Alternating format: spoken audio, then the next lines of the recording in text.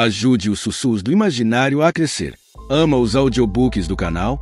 Que tal apoiar esse projeto e ajudar a trazer ainda mais histórias incríveis para todos? Contribua com qualquer valor via Pix. Escaneie o QR Code na tela e faça parte dessa jornada literária. Seu apoio nos ajuda a produzir mais e melhor. Cada contribuição mantém viva a magia das histórias e fortalece essa comunidade de apaixonados por literatura. Muito obrigado pelo seu apoio. Bem-vindo aos Sussurros do Imaginário. Nosso canal é totalmente dedicado a audiobooks, proporcionando uma experiência imersiva para todos os amantes de boas histórias. Aqui, você pode relaxar e deixar sua imaginação fluir enquanto escuta os melhores títulos literários. Dica especial: para uma experiência ainda mais completa, recomendamos que você acompanhe o audiobook com o livro físico ou o e-book. Dessa forma, você poderá desfrutar tanto da narrativa quanto do texto original, unindo os dois mundos. Pedimos desculpas especialmente aos deficientes visuais por quaisquer falhas que possam ocorrer nos audiobooks, como trechos em outras línguas, pequenos erros de narração ou tradução. Isso acontece porque utilizamos narração sintética para manter a produção dos áudios. Queremos ouvir você. Sugira nos comentários livros que gostaria de ver aqui no canal. Não se esqueça de curtir, comentar e se inscrever para ficar por dentro de todas as novidades. Obrigado por estar conosco e bons sussurros.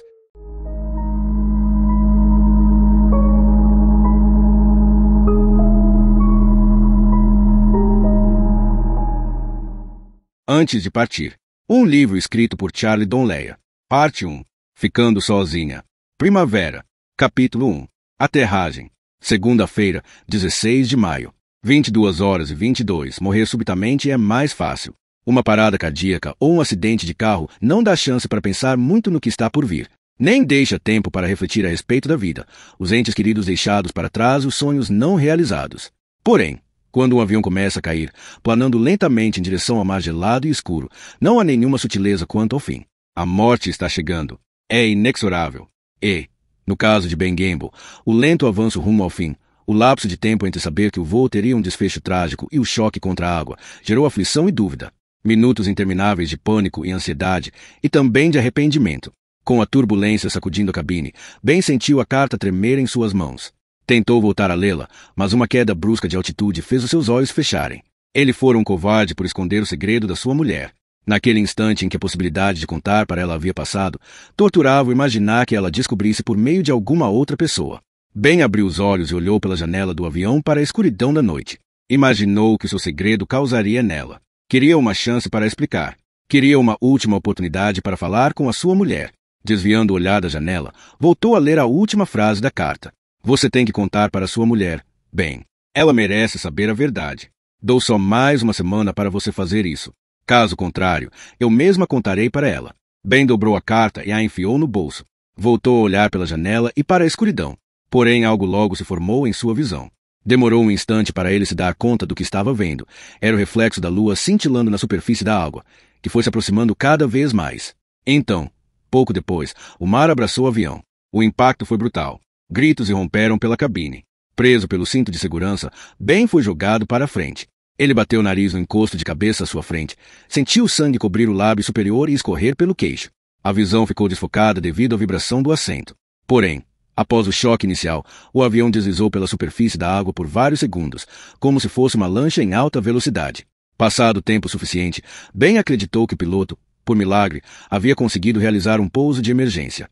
Contudo, quando a asa direita tocou na água, o avião deu uma cambalhota espetacular. As bagagens, comidas, latas de refrigerante e os passageiros voaram pelo interior da cabine como pipoca estourando. Ben foi arremessado para o lado e bateu a cabeça na janela. O impacto começou a criar uma teia de aranha no acrílico, um círculo central com fissuras se irradiando de forma serpenteante. Ben contemplou muitas imagens no meio daquela janela despedaçada. Todas as pessoas da sua vida espiavam por aquele buraco para ele. Ele viu a sua mãe e o seu pai, os seus irmãos. Viu amigos, colegas e os sócios da sua empresa. Finalmente, quando os gritos cessaram e os motores lamurientos silenciaram, quando o metal guinchante terminou de se rasgar em pedaços e a água gelada do Oceano Pacífico entrou em contato com a sua pele, Ben viu a sua mulher. O belo rosto e o sorriso radiante dela o fizeram querer enfiar o dedo por aquele buraco no acrílico, depois a mão e todo o corpo, saindo da tumba que afundava para abraçá-la e protegê-la do seu segredo.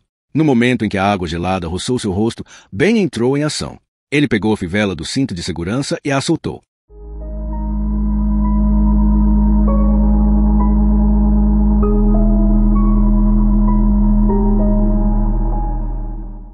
Capítulo 2. O telefonema.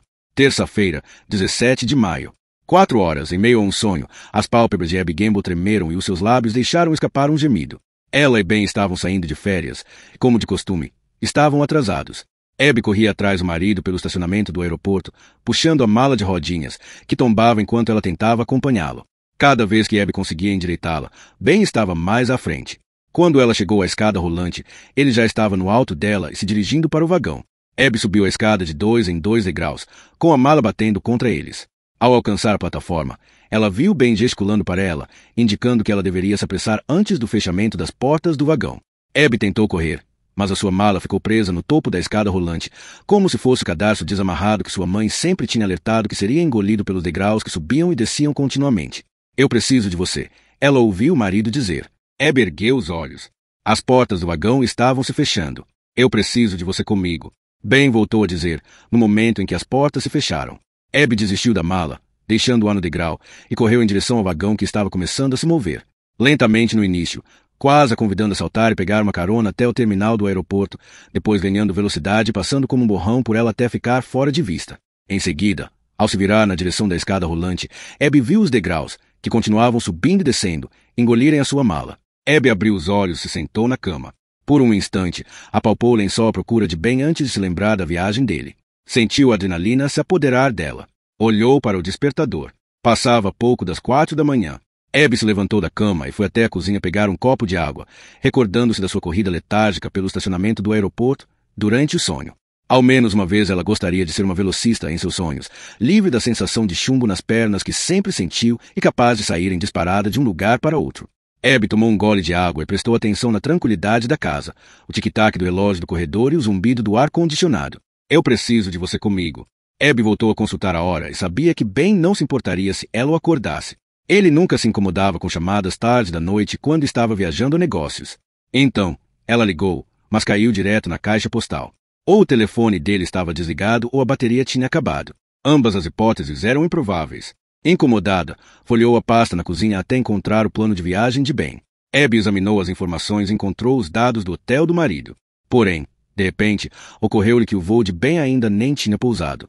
Ela fechou a pasta e respirou fundo. Não era à toa que a sua ligação tinha caído direto na caixa postal. O avião de Ben estava a 10.000 metros de altura sobre o Oceano Pacífico. Abby estava começando a relaxar quando seu telefone tocou. Quebrando o silêncio da casa, o repentino toque a assustou. Novamente, ela dirigiu o olhar para o relógio do micro-ondas. Eu preciso de você comigo. Lentamente, ela pegou o telefone. Viu na tela que a chamada era da Transcontinental Airlines. Ela deixou tocar mais um pouco antes de atender. Bem? Alô? Senhora Gamble? Sim? Aqui é David Pay, da Transcontinental Airlines. Receio que houve um acidente.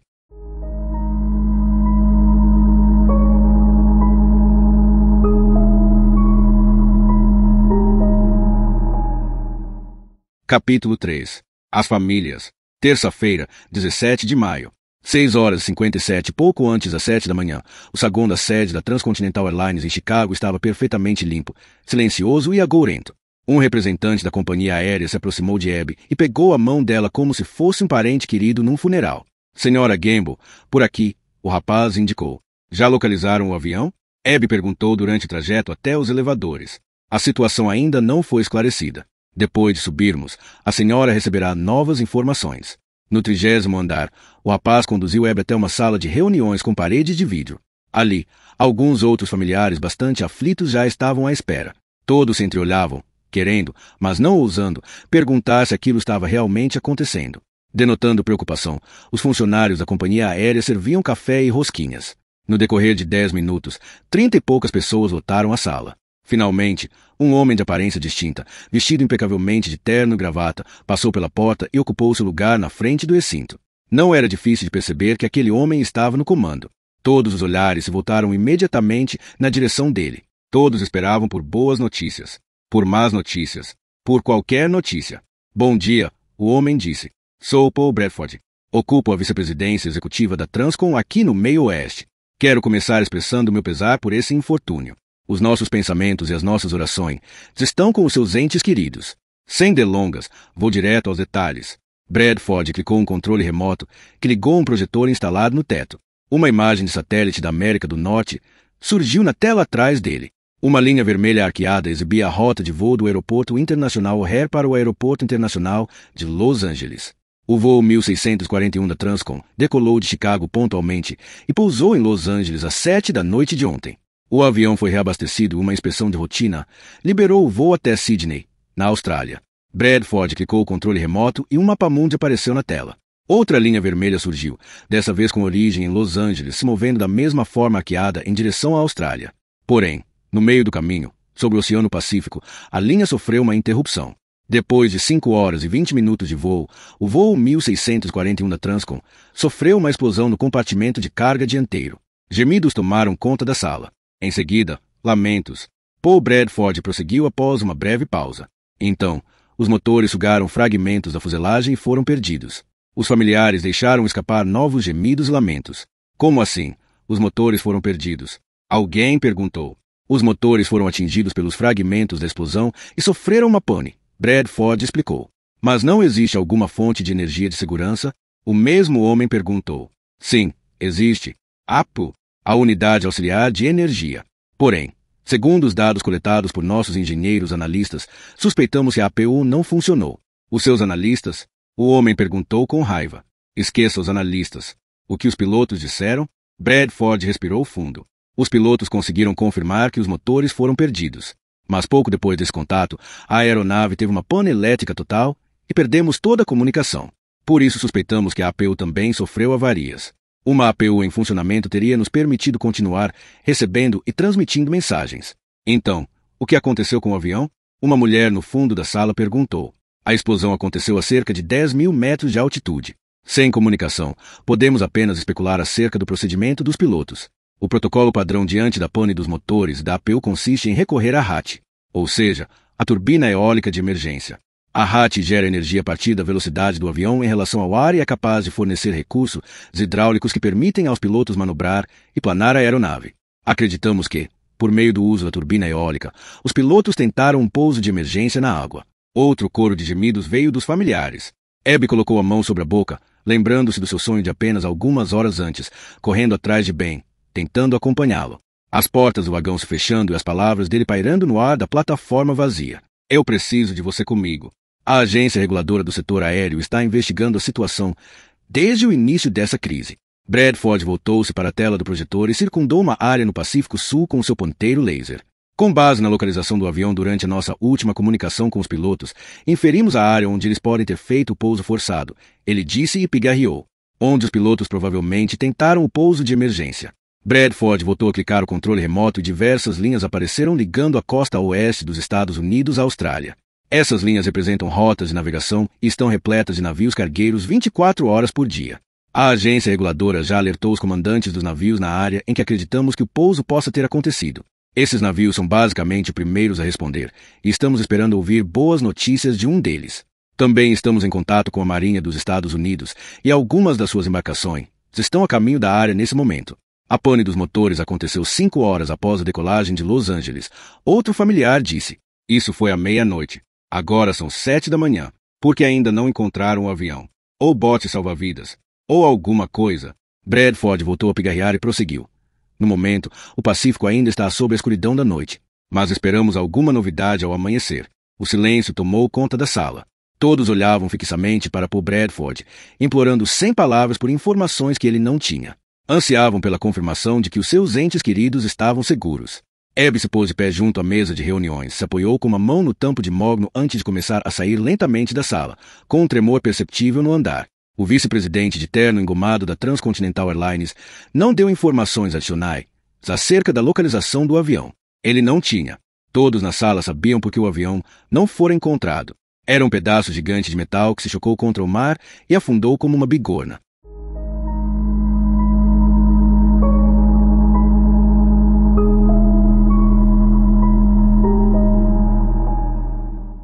Capítulo 4.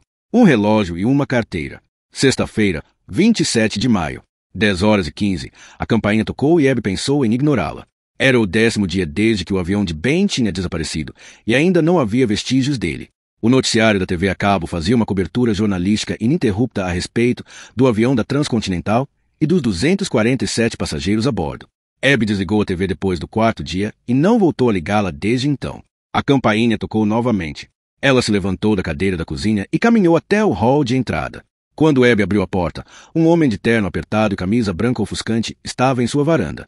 Ela gostaria que um representante da companhia aérea aparecesse de jeans desbotado e camiseta para dar más notícias. O fato de ele usar um terno só piorava a situação. Senhora Gamble? O homem perguntou. Abby concordou. Meu nome é James Darrow. Sou da Transcontinental Airlines. Entre. Junto com a sua expressão sombria, James portava uma pasta de couro. Abby o levou para a cozinha. Ali, ambos se sentaram à mesa, um de frente para o outro. Quer beber alguma coisa? Não, obrigado, senhora. O que há de novo? Abby perguntou, apontando para a pasta. James Darrow apalpou a pasta de couro e demorou um instante antes de responder. Para organizar os pensamentos, Abby pensou. Uma pequena área de destroços foi localizada. Confirmamos que pertencem ao voo 1641. Abby se endireitou na cadeira. Aquela era uma notícia de verdade, e não o lixo supérfluo que a Transcontinental fornecera para ela nos últimos dias. James colocou a pasta sobre a mesa e a abriu. Ele tirou uma folha de papel quadriculado de dentro, desdobrou-a e a deslizou para o meio da mesa para que ambos pudessem ver. Esse é o mapa da área de busca, James disse. Abby já tinha visto aquele mapa antes, quase todos os dias na última semana e meia, e ainda assim a vastidão do oceano a deixou sem fôlego. No mapa, um círculo vermelho representava a suposta área onde o voo 1641 havia afundado. Esse círculo estava situado dentro de uma elipse maior, marcada em amarelo, que representava um diâmetro expandido da área de busca. E, finalmente, um retângulo verde contornava tudo, indicando a área que os especialistas achavam que representava a distância mais longa que o avião percorreu depois da pane dos motores. As coordenadas de latitude e longitude marcavam cada local. Aqui, James afirmou, apontando para o mapa, e tocou um dedo na borda do retângulo verde externo. Foram localizados um par de assentos da cabine e também certa quantidade de bagagens. Estavam flutuando? Abby perguntou, ansiosa. Sim, senhora. Por que tão longe do círculo vermelho? Bem, não temos certeza, mas temos algumas hipóteses, James respondeu. A explosão aconteceu no compartimento de carga dianteiro. Então, acreditamos que o conteúdo desse compartimento se espalhou por uma área do mar bem distante de onde a aeronave realmente pousou. Com base na descoberta dessa área de destroços, os nossos engenheiros analistas estão repensando a trajetória do voo e desenvolvendo novos modelos que redefinirão a área de busca. Abby esperou. Ela percebeu que havia algo mais. Sei que a senhora já ouviu antes a respeito dos cálculos, mas a área de busca é enorme. A pane dos motores aconteceu a 10.000 metros de altitude. Se a aeronave voa apenas por meio da turbina eólica, o que acreditamos que foi o caso, então a perda de altitude foi de cerca de 650 metros por minuto. Isso significa que a aeronave planou durante 15 minutos, aproximadamente, e percorreu uma distância de mais 160 quilômetros antes do pouso forçado. Levando tudo isso em conta, os cálculos resultam numa área de mais de 82.000 quilômetros quadrados que precisa ser vasculhada. Abby fungou e limpou o nariz, decidida a não chorar. Nos primeiros dias, principalmente quando as primeiras informações começaram a ser passadas para os familiares, o excesso de emotividade tinha tomado conta dela.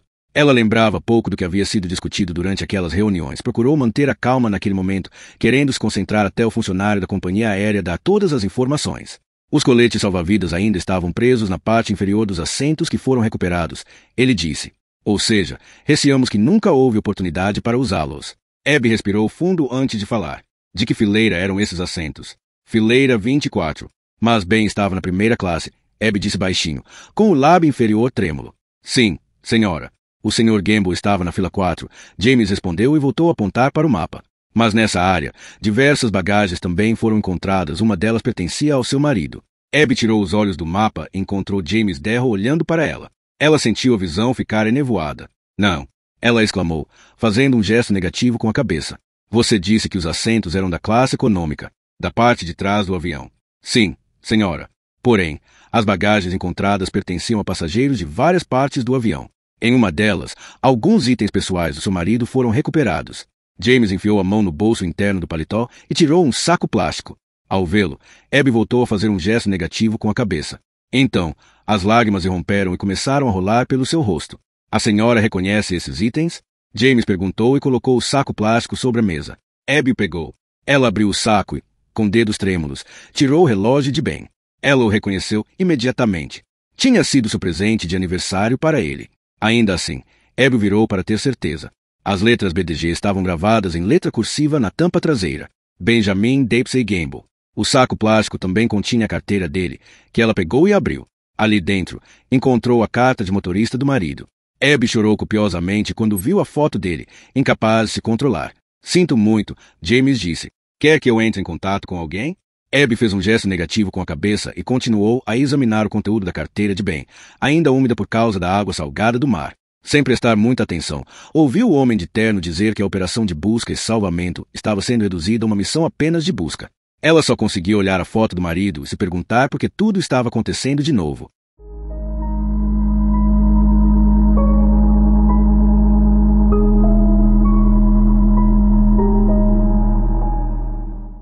As festas de fim de ano. Capítulo 5. O primeiro feriado de ação de graças. Quinta-feira, 24 de novembro.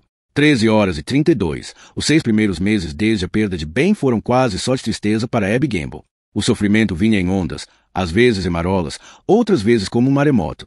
Porém, independentemente da intensidade, sempre estava presente, constante e incessante. O sono era um tormento, porque era ali que ela o encontrava. Nos sonhos, ela sentia o toque e o cheiro de Ben. Até ouvir a sua voz.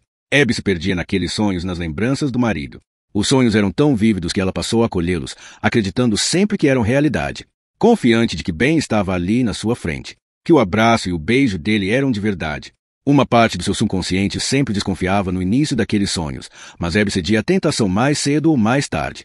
No momento em que Abby punha de lado as dúvidas e sucumbia aos desejos, mergulhando na crença de que Ben estava de volta em sua vida, ela acordava. Sempre havia um instante de luta, logo após abrir os olhos, quando Abby travava uma batalha contra a realidade e pelejava para se convencer de que seria diferente daquela vez. Queria tatear o vazio da cama ao seu lado e encontrar o marido enfiado debaixo das cobertas, com o calor do corpo dele como um fogo para se aconchegar ao lado. Porém, aqueles segundos eram fugazes. No final das contas, apesar de Abby buscar o corpo de Ben, a fantasia era impossível de ser mantida. Era então que ela despertava plenamente e se conscientizava dolorosamente da ausência do marido. O ritual noturno era como perdê-lo novamente, e o sono acabou se tornando algo a ser evitado. Abby havia tirado um mês para si mesma depois de perdê-lo. Foi um mês de reclusão e isolamento, de afastamento do trabalho e pouca interação humana. Meg, a sua irmã, tinha sido seu único canal para o mundo exterior.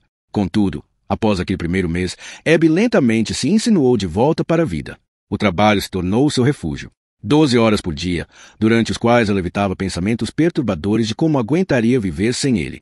A sua carreira representava grande motivo de orgulho, e Abby dedicara boa parte da sua vida ao seu negócio. Era uma muleta fácil. Uma pausa de 12 horas contra o sofrimento, um analgésico que ela se prescrevia diariamente, tão viciante quanto qualquer narcótico. Abby conhecia muito bem o vício. Ela havia caído sob seu feitiço uma vez antes, muitos anos atrás, quando a sua vida fora sacudida e desencaminhada como estava sendo agora. Nos últimos 6 meses, Abby tinha sentido a preocupação das pessoas ao seu redor e havia vestido uma máscara para tranquilizar a todos. 1 ou 2 vezes ela tinha saído para jantar com Meg e algumas amigas.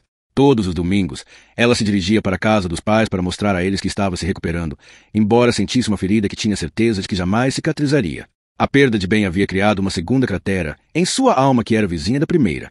Porém, a marca do impacto do primeiro asteroide que a tinha atingido muito anos atrás, embora ainda profunda e devastadora, já havia cicatrizado, a ponto, pelo menos, de ela poder explorar a sua topografia e sair ilesa. Mas nem sempre fora assim. Na primeira perda, quando Jacob, o filho dela e de Ben, morreu, ela fugiu da dor e usou o analgésico do trabalho até quando durou a sua potência. Porém, quando o efeito passou, foi obrigada a avaliar a perda. Só então, e com a ajuda do homem que amava, ela fora capaz de se recuperar e reconstruir a vida. A morte de Jacob tinha mudado sua vida. Tornou-a diferente e irreconhecível. Contudo, quando Abby conseguiu superar a dor e a raiva, ela percebeu que, tendo Ben ao seu lado, poderia continuar vivendo. Mas agora Ben tinha ido embora. Dessa vez, quem a ajudaria a percorrer as cavernas e as fendas da sua perda? Ela estava sozinha, deixada por conta própria para se orientar e encontrar o seu caminho. E sabia que a época mais difícil estava chegando. O inverno estava se aproximando, ou seja, o Natal estava por aí à espreita. Na verdade, Abby jamais havia considerado a possibilidade de passar as festas de fim de ano sem Ben. Mas ali estava ela, sem ele, na varanda da casa dos pais no dia de ação de graças. Oi, querida, o pai de Abby disse quando abriu a porta. Feliz dia de ação de graças, pai, ela desejou, forçando um sorriso. Em seguida, entregou uma garrafa de vinho e uma torta de abóbora. Oi, mana, Abby disse quando entrou na casa. A gente poderia ter te buscado, Meg afirmou. Não sei quanto tempo vou ficar. Não estou me sentindo 100%. Estou com um probleminha no estômago. Ultimamente, era a sua desculpa favorita. Uma maneira de abreviar um encontro quando Abby precisava de uma estratégia para voltar para casa. Ou, às vezes, evitá-los completamente. Porém, o dia de ação de graças não podia ser ignorado. Abby sabia disso e, então, ali estava ela. Meg pegou a mão da irmã. Você não vai a lugar nenhum. Mamãe precisa de ajuda para preparar o recheio. Em segundo plano, a TV estava sintonizada num jogo de futebol americano e o marido de Meg estava sentado no sofá com os pés apoiados na mesa de centro. Oi, Abby. Oi, Dee. Não se levante, Meg disse ao marido. Deus não permite que você perca um segundo do jogo. Dee pegou a sua cerveja e apontou para a tela. Os Bears estão prestes a... O jogo está empatado, mas as mulheres foram embora antes que ele conseguisse terminar de falar. Feliz dia de ação de graças, mãe, Abby desejou quando entrou na cozinha. Abby, onde você estava? Você deveria ter vindo mais cedo para me ajudar a fazer o recheio. Abby deu um abraço na mãe. Fiquei presa esperando a torta de abóbora assar. Ainda está quente, mas estou aqui agora, pronta para o trabalho. As 3 mulheres Arthur entraram em sua rotina habitual, movendo-se pela cozinha, adicionando sal e canela ao recheio, verificando o peru e preparando o molho. Para Abby, os cheiros, os sons e as vozes traziam de volta as lembranças da infância. Porém, sempre que ela olhava para a sala de estar e via o pai e Dee assistindo ao jogo, os cheiros e os sons desapareciam, e tudo o que ela reparava era a única coisa que estava faltando. 1 hora depois, quando sua família estava sentada ao redor da mesa de jantar e fazendo orações de agradecimento, ela sabia que todos se perguntavam em segredo a mesma coisa. Como Abby Gamble poderia ser grata? Primeiro Jacob, e agora Ben. Estava acontecendo tudo de novo. Mais tarde, na noite de ação de graças, Abby estava sentada sozinha em sua casa. Em 4 semanas, o Natal chegaria, mas ela sabia que não haveria árvore naquele ano. Nada de meias ou enfeites pendurados. Nada, na verdade, que pudesse trazer a imagem de Ben de volta para ela. O marido amava o Natal de uma maneira tão mágica que sempre fazia Abby se lembrar da sua infância, e celebrar a festa sem lhe faria parecer que ela estava o abandonando. Pareceria que ela estava seguindo em frente e se esquecendo dele, e Abby estava muito longe de ser capaz de lidar com aquelas emoções. Para Abby, era cruel como as lembranças de tempos tão maravilhosos podiam ser afiadas a ponto de cortar. Naquele momento, eram tão dolorosas que, em vez de alegrá-la, era melhor evitá-las. Apagá-las até um momento diferente, talvez no futuro, quando o fio da navalha daquelas recordações já estivesse cego e fosse menos perigoso. Ela se aconchegou no sofá naquela noite de ação de graças com uma taça de vinho e um livro de ficção barata, pouco inspirada pelas palavras, mas ainda olhando para elas para ajudá-la em sua fuga.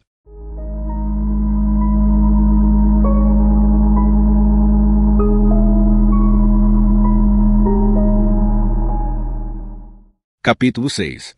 Quinta-feira, 15 de dezembro. 12h06. A neve caía como uma penugem que ignorava a força da gravidade, adotando seu próprio plano de voo.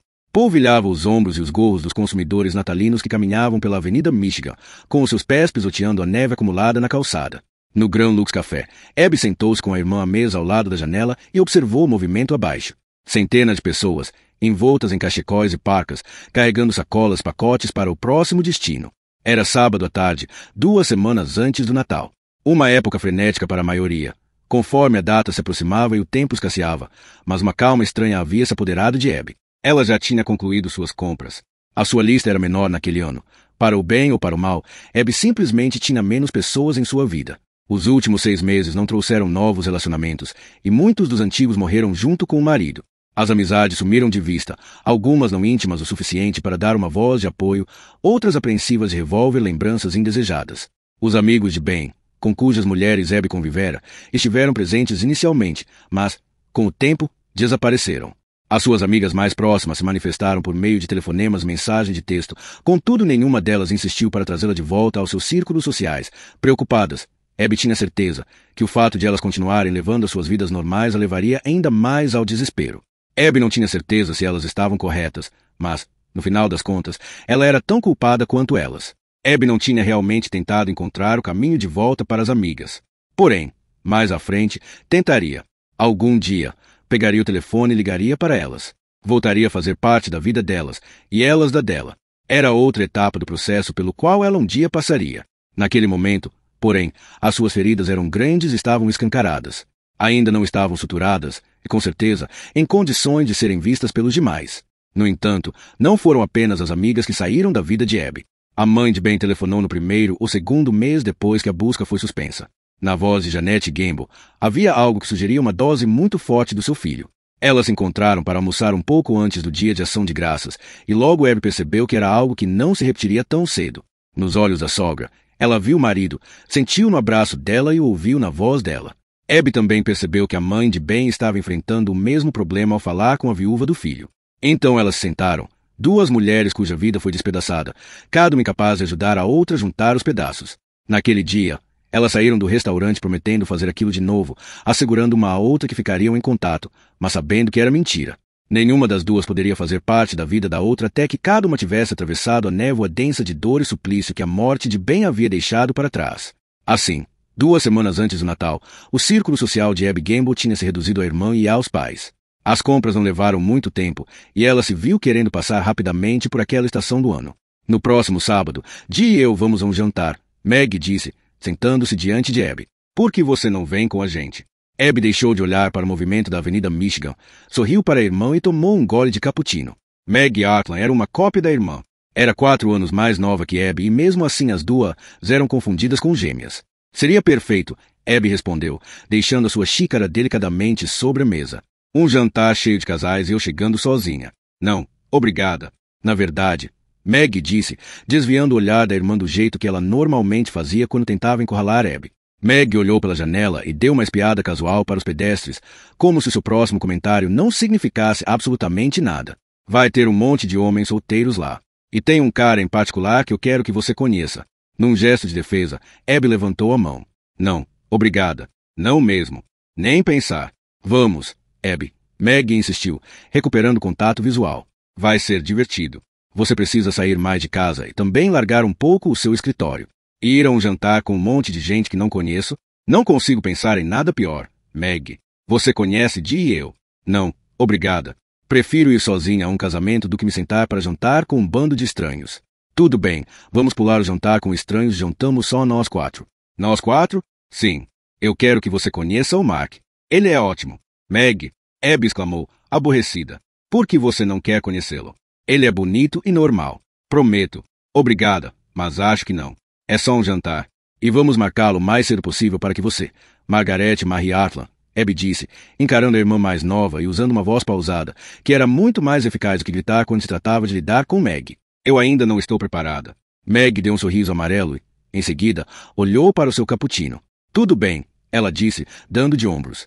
O restante do almoço transcorreu em silêncio, e a distância que tinha separado as irmãs nos últimos meses aumentou um pouco. Para as duas mulheres que sempre foram capazes de compartilhar as maiores intimidades das suas vidas, papinho furado nunca fez parte da conversa. Mas foi inevitável. Está caindo muita neve lá fora, Abby disse. Finalmente, devemos ter 12 ou 15 centímetros de neve. É o que estão prevendo? Uau, vai ser uma confusão. Ambas olharam pela janela até que a garçonete, misericordiosamente, trouxe a conta. Elas se juntaram à multidão em Magnificent Mile, e Abby ajudou a irmã a escolher presentes pelo resto da tarde. Elas dividiram um táxi. Depois que a irmã desembarcou, Abby pediu ao motorista que a deixasse no Lincoln Park, a 2 quadras da sua casa. Ela precisava andar e desanuviar a mente. E precisava do ar frio para ajudar. Abby puxou o cachecol com força e enfiou as mãos nos bolsos do casaco ao fazer a curva para o leste. Indo na direção da desembocadura do lago Michigan, sentiu a sua respiração gélida, difícil e intensa. Uma rajada de vento desagradável conteve momentaneamente o seu progresso, enquanto ela pisoteava a neve compactada. Abby amava a irmã e também os pais, mas nenhum deles sabia pelo que ela estava passando. Nem naquele momento e nem uma década antes, quando outra devastação havia abalado os alicerces da sua vida e quase a fez desmoronar em pedacinhos. Abby atravessou a Lake Shore Drive e encontrou um banco vazio que oferecia uma vista do lago. A marina de Belmont ficava a cerca de 100 metros ao norte. Os veleiros tinham sido guardados por causa do inverno e só restavam vagas vazias. A temperatura estava entre 10 e 7 graus negativos e o vento vindo do lago piorava ainda mais a sensação térmica. Porém, quando Abby se sentou e olhou para a vastidão do lago, a temperatura gélida passou despercebida. Os pensamentos sobre o filho anestesiavam o seu corpo e entorpeciam a sua pele. Ela fechou os olhos e voltou a ter 25 anos. A dor do parto havia desaparecido naquele momento. A anestesia peridural ainda remanescia. O que restava era um cansaço extremo. O trabalho de parto tinha durado 9 horas. O parto em si demandara mais 90 minutos de empurrar e respirar que, no final, foi considerado descomplicado. Normal, a obstetra disse. O seu bebê, no entanto, Foi tirado rapidamente da sala de parto, em meio a uma agitação caótica, cercado por médicos e enfermeiras que se materializaram do nada. Quando eu posso ver Jacob? Abby perguntou a uma enfermeira que veio ver como ela estava. Estão fazendo alguns exames. Vai demorar algum tempo. Querida, não se preocupe. Isso é bastante comum. A enfermeira respondeu num tom muito agradável, muito tranquilizador. Como uma comissária de bordo recomendando animadamente que os passageiros apertassem os cintos de segurança por causa da iminente turbulência. Por que você não descansa um pouco? Você será acordada daqui a pouco. Abby olhou para Ben, que acariciou a sua cabeça e afastou uma mecha de cabelo do seu rosto. Ela tem razão. Durma um pouco. Vou acordá-la assim que Jacob voltar, ele disse. Preocupada, Abby mordeu o lábio inferior. Ela ainda tinha que segurar o filho. Alguma coisa está errada, não está? Abby perguntou. Jacob vai ficar bem. Ben respondeu e beijou a testa da mulher. Tanto tempo atrás, e Abby ainda conseguia se lembrar daquelas palavras como se tivessem acabado de ser ditas. E ali estava ela, uma década depois daquele dia, revivendo um estranho paralelo. Mas desta vez, enquanto ela percorria os destroços da sua vida, Ben não estava ali para ajudá-la. No momento em que o frio se tornou insuportável, Abby se levantou do banco e virou as costas para o lago e para os seus pensamentos. Caminhou 2 quarteirões até a sua casa, num passeio lento apesar da ardência no rosto. Em seu quarto, Abby se trocou e vestiu um moletom confortável. Em seguida, passou a mão sobre os ternos de bem pendurados no armário. Uma fileira perfeita de paletós sob medida que não tinham sido mexidos durante 6 meses. Uma gravata errante havia escorregado do cabide e caído no chão. Ela a recolocou no lugar, puxando a extremidade fina até que se equilibrasse perfeitamente para combinar com as outras. Do armário, Abby foi até a cômoda e pegou a carteira de Ben, que estava no mesmo lugar onde ele costumava deixá-la depois do trabalho. Abby tinha colocado ali depois que James Darrow, da Transcontinental Airlines, a devolveu, como se Ben pudesse voltar para casa e enfiá-la no bolso. O relógio dele também estava ali. Abby começou a chorar quando colocou junto ao ouvido, escutando o ponteiro de segundos como se de algum modo ela pudesse sentir a presença do marido chegando até ela através do tempo.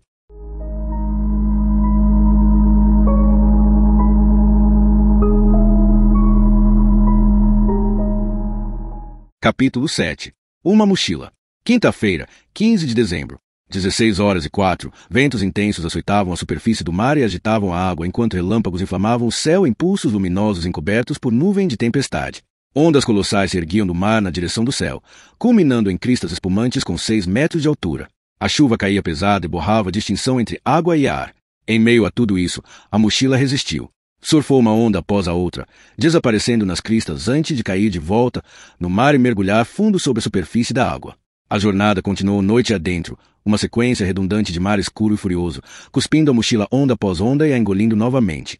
Ao amanhecer, o sol surgiu no horizonte permeando as nuvens de tempestade persistente, se as colorindo de um castanho avermelhado vivo. Uma última onda agarrou a mochila e voltou a arremessá-la. Daquela vez, em vez de ela cair de volta no mar, aterrissou numa praia. A onda quebrou e a arrebentação molhou a areia. A mochila deu uma cambalhota numa trama de bambus entrecruzados que a mantiveram presa enquanto a onda recuava, de volta ao mar. 8 ou 10 centímetros acima do solo, a trama de bambus impediu que outras ondas recapturassem a mochila. Após uma jornada longa e turbulenta, ela tinha finalmente chegado. O garoto estava caminhando na praia e observou a onda quebrar na praia. Ele viu quando a mochila ficou presa nos bambus. Levantou-a, abriu o zíper e espiou o interior dela. Decididamente, sacudiu-a para secar, enganchou a alça no ombro e continuou a sua caminhada pela praia. Depois de 800 metros, virou terra adentro, caminhou ao longo da beira da laguna e chegou à sua cabana, deixando cuidadosamente a mochila do lado de fora junto à porta. Em seguida, entrou para ver como seu pai estava. Ele não estava bem desde a queda do avião.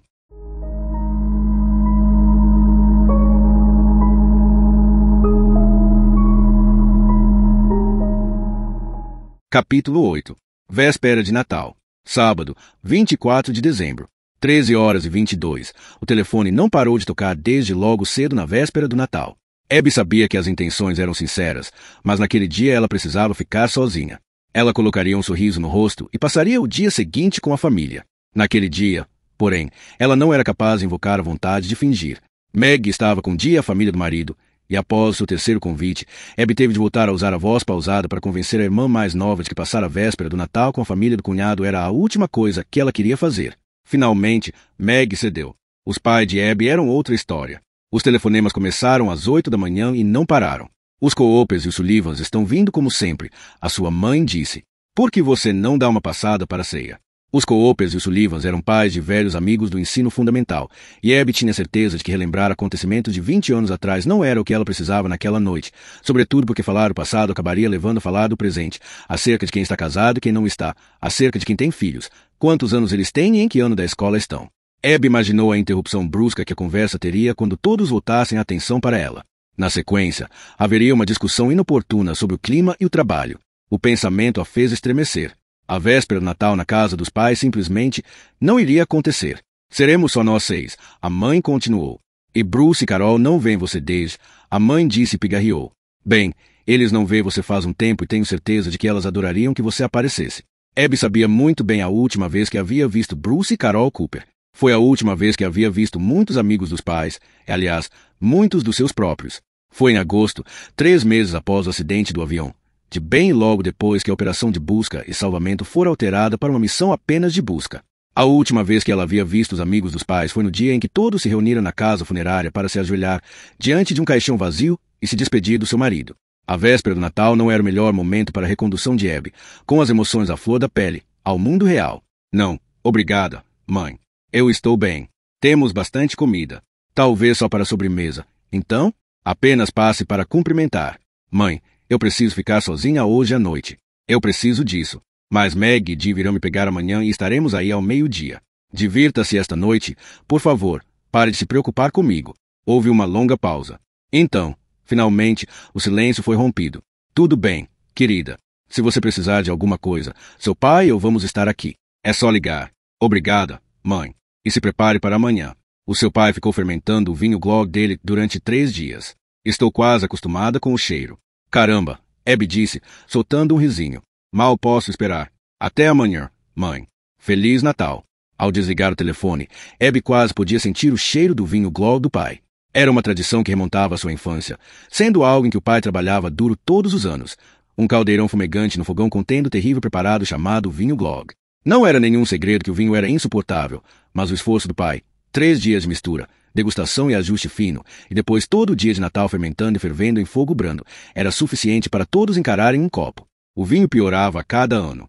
Uma estranha anomalia de proporção inversa, em que mais esforço resultava num produto inferior.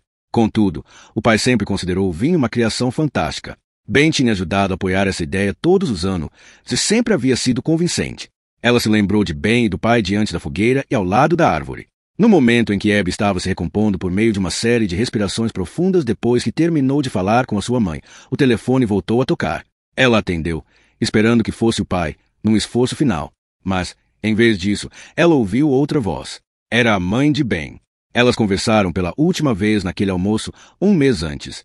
Conforme Natal se aproximava, Abby havia pensado muitas vezes a respeito do lugar onde passaria a véspera do Natal. Nos últimos 12 anos, ela tinha passado na casa dos pais de Ben. Naquele momento, parte dela achou que deveria passar lá. Porém, mesmo pelo telefone, a voz da sogra trouxe à tona aquele sentimento de perda, os mesmos do almoço. Abby sabia que a casa de Janet Gamble, na véspera do Natal, era um colapso emocional prestes a acontecer. A tentativa de recriar a véspera do Natal sem o marido era uma maneira infalível de desfazer qualquer cura que Abby havia conseguido nos últimos meses. Quem sabe no próximo ano fosse diferente, mas Abby se resignara ao fato de que precisava passar sozinha a véspera do Natal. Feliz Natal, Abby, a mãe de Ben desejou. Obrigada, Janet. Feliz Natal. Abby, eu me sinto péssima por não ter ligado antes. Claro, você sabe que é sempre bem-vinda aqui. Caso você não tenha outros planos, gostaríamos muito que você viesse para a ceia. O pessoal de sempre está vindo, e a noite não seria a mesma sem você. Obrigada, Janet. Puxa, eu deveria ter ligado para você na semana passada para avisá-la. Estou indo à casa dos meus pais hoje à noite, Abby disse. Foi uma mentira fácil. Ah, eu me sinto péssima por não ter convidado você antes. Por favor, Janet, deixa disso. Eu disse que entraria em contato, mas fui adiando. A mancada foi minha. Prometo que vamos almoçar juntas de novo em breve. Temo de pôr a conversa em dia. Daquela vez, a mentira foi um pouco mais difícil. Mas Abby conseguiu não se enrolar. Eu adoraria. Você tem certeza de que vai ficar bem esta noite? Está tudo bem, Janet. Com certeza. Muito obrigada por ligar. Está certo, querida. Se você precisar de algo, é só ligar para nós. Ligarei, com certeza. Feliz Natal. Feliz Natal para vocês. Abby desligou o telefone e decidiu não atender novamente. Ele nunca tocou.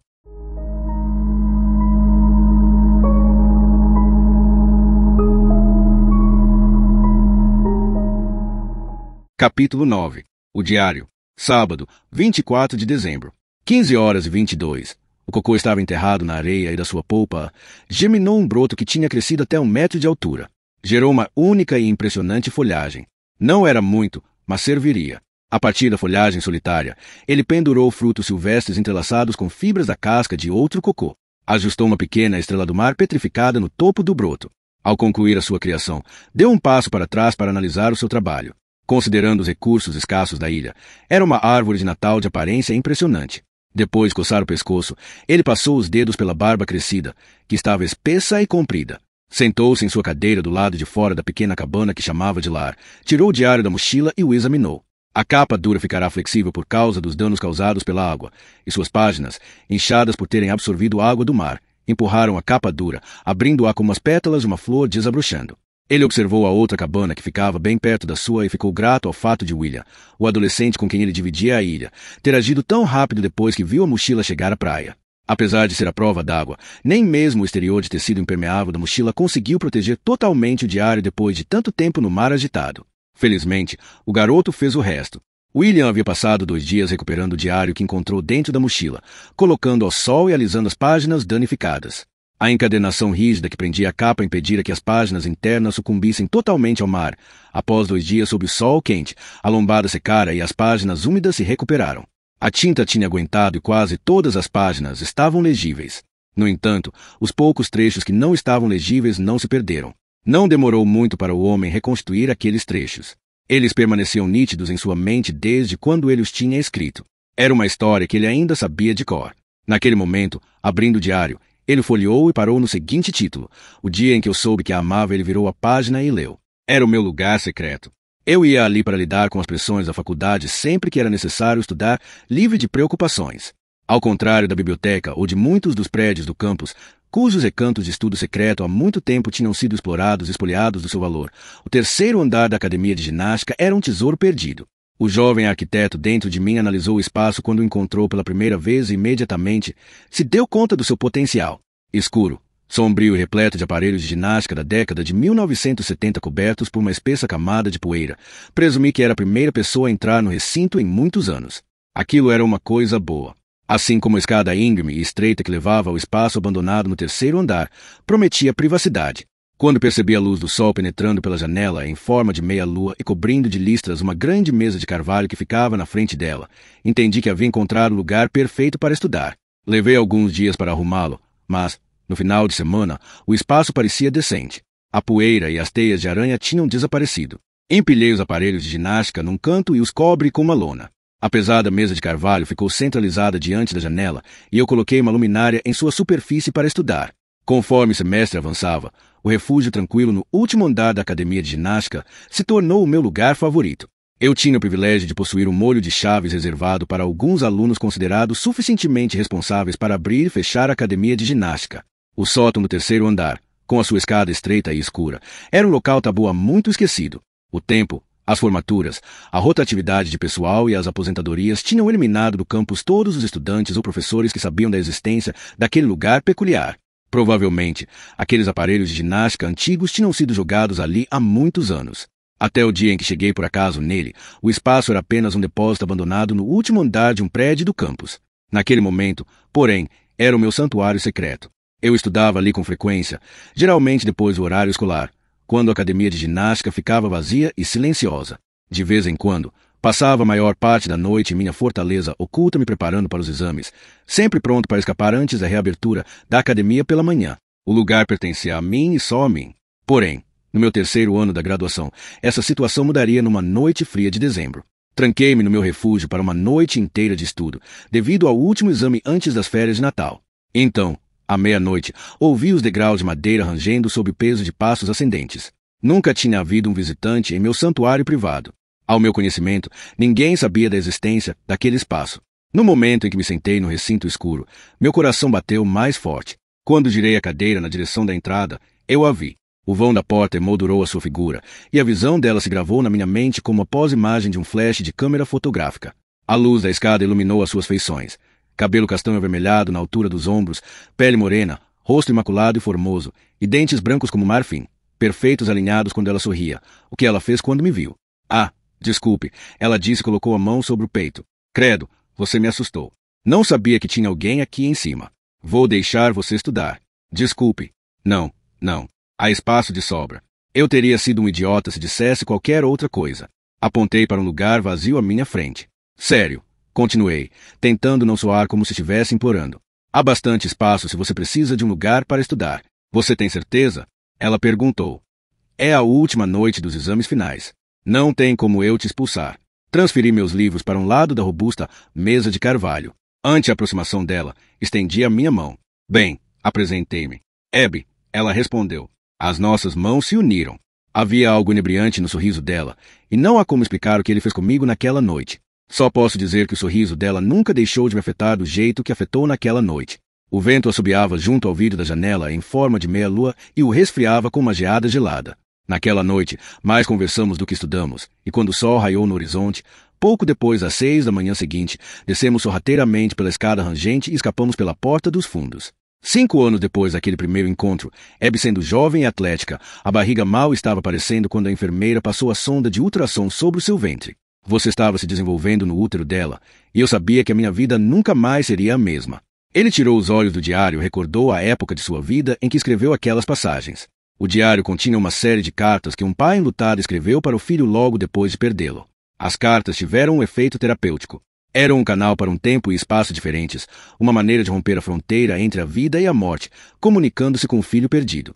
Portanto, era natural, naquelas anotações do diário referentes ao seu filho, começar com a história de como ele conheceu Abby e como se apaixonou perdidamente por ela. Ele dirigiu a sua atenção para o pequeno coqueiro brotando da areia, com os pequenos frutos silvestres que havia pendurado em sua folha solitária e a estrela do mar presa no alto. Recolocou o diário na mochila e se levantou da cadeira. Caminhando pela mata, desdobrou a lâmina do canivete suíço ao se aproximar de uma árvore na beira da vegetação. A casca estava ausente numa área irregular perto do pé, expondo o tronco liso embaixo. Tocou a ponta da lâmina do canivete na lateral da árvore e entalhou um corte vertical que juntou aos demais. Estavam organizados em grupos de 5. 4 linhas verticais com um corte diagonal através delas para criar um conjunto de 5 dias, se facilitar a tarefa de calcular o tempo em que ele estava na ilha. Ben Gamble voltou a contar os grupos de 5, como já havia feito inúmeras vezes antes. Fez alguns cálculos de cabeça. Se corretos, era véspera do Natal.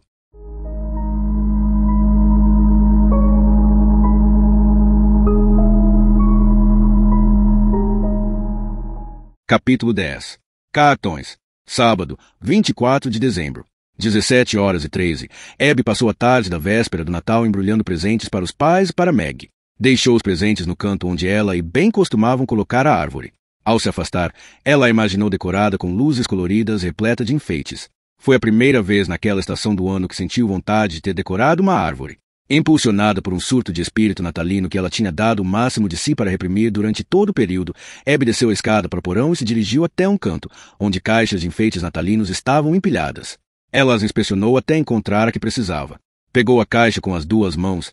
Em seguida, subiu a escada e voltou para a cozinha. A caixa continha 8 canecas de porcelana, com a superfície de cada uma esculpida e moldada em forma de Papai Noel de barba branca. Ben tinha lhe dado as canecas de Natal alguns anos atrás, depois de comprá-las em Hamburgo numa viagem de negócios.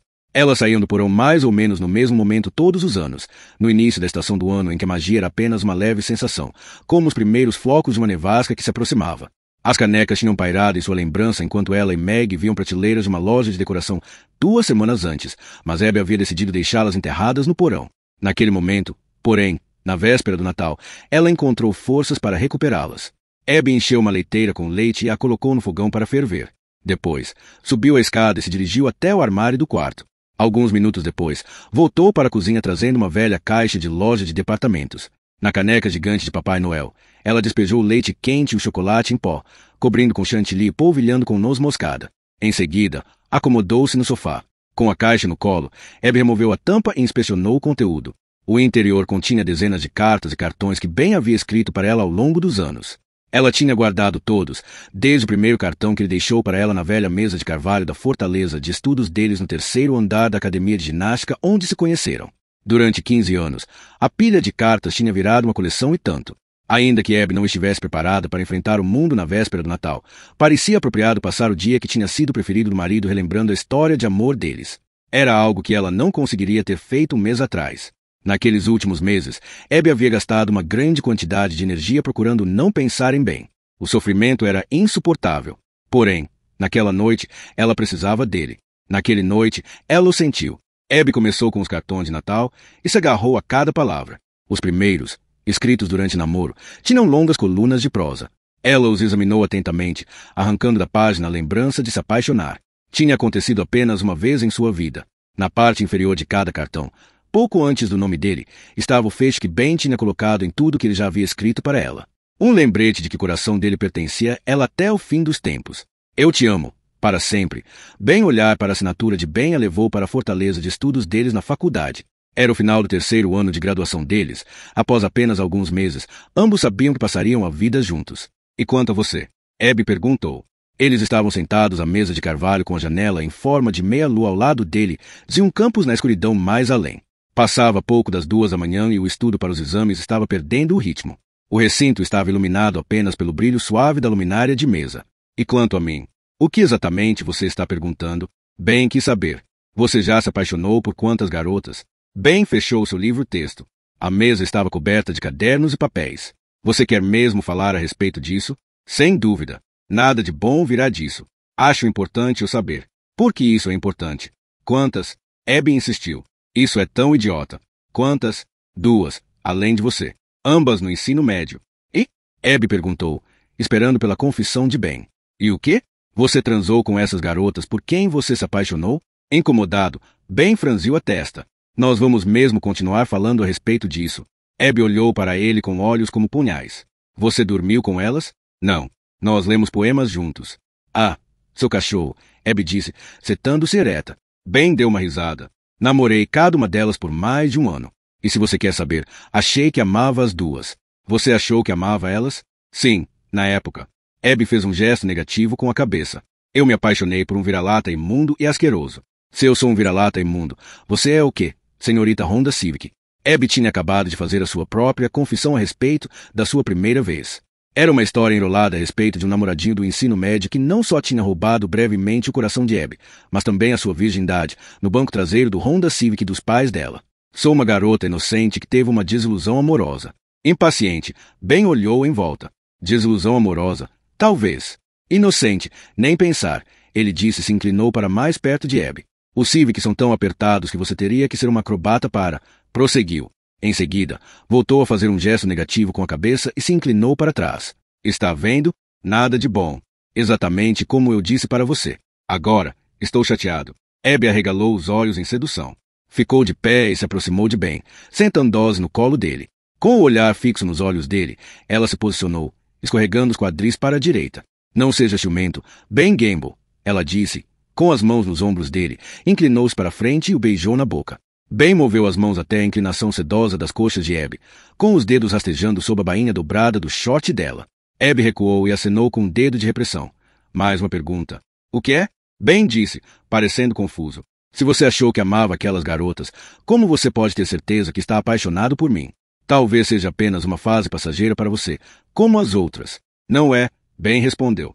Tenho certeza, ele disse e tentou beijá-la. Como você pode ter tanta certeza? Abby perguntou, voltando a recuar.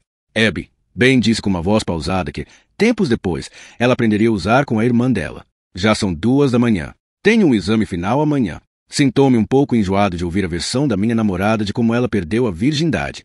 E agora você fica fazendo perguntas irracionais sobre o quanto eu te amo. Não sei o que vai acontecer amanhã com o meu exame, nem sei se o enjoo vai passar. Sei que nunca mais vou poder andar num Honda, sem me sentir muito incomodado. Mas eu sei que te amo. Tenho certeza disso. Abby forçou um sorriso. Ainda assim. Quer dizer, o verão está chegando. Depois, será o nosso último ano aqui. Então, quem sabe, podemos nem ficar na mesma cidade. Como eu sei, porque eu vou te amar para sempre. Não importa em que ano estamos, ou em que cidade moramos, Ben afirmou e pegou o rosto dela em suas mãos. Será para sempre, Abby. Eu nunca vou estragar isso.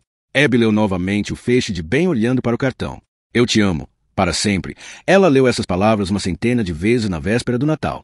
Elas apareciam na parte inferior de cada carta e cada cartão. Ela as leu encolhida no sofá, com a lareira estalando e a caneca de chocolate quente fazendo companhia. Leu-as até chorar e até as suas pálpebras ficarem pesadas de cansaço. Leu-as até cair num sono profundo, onde encontrou a sua alma gêmea percorrendo seus sonhos como se ele ainda estivesse vivo.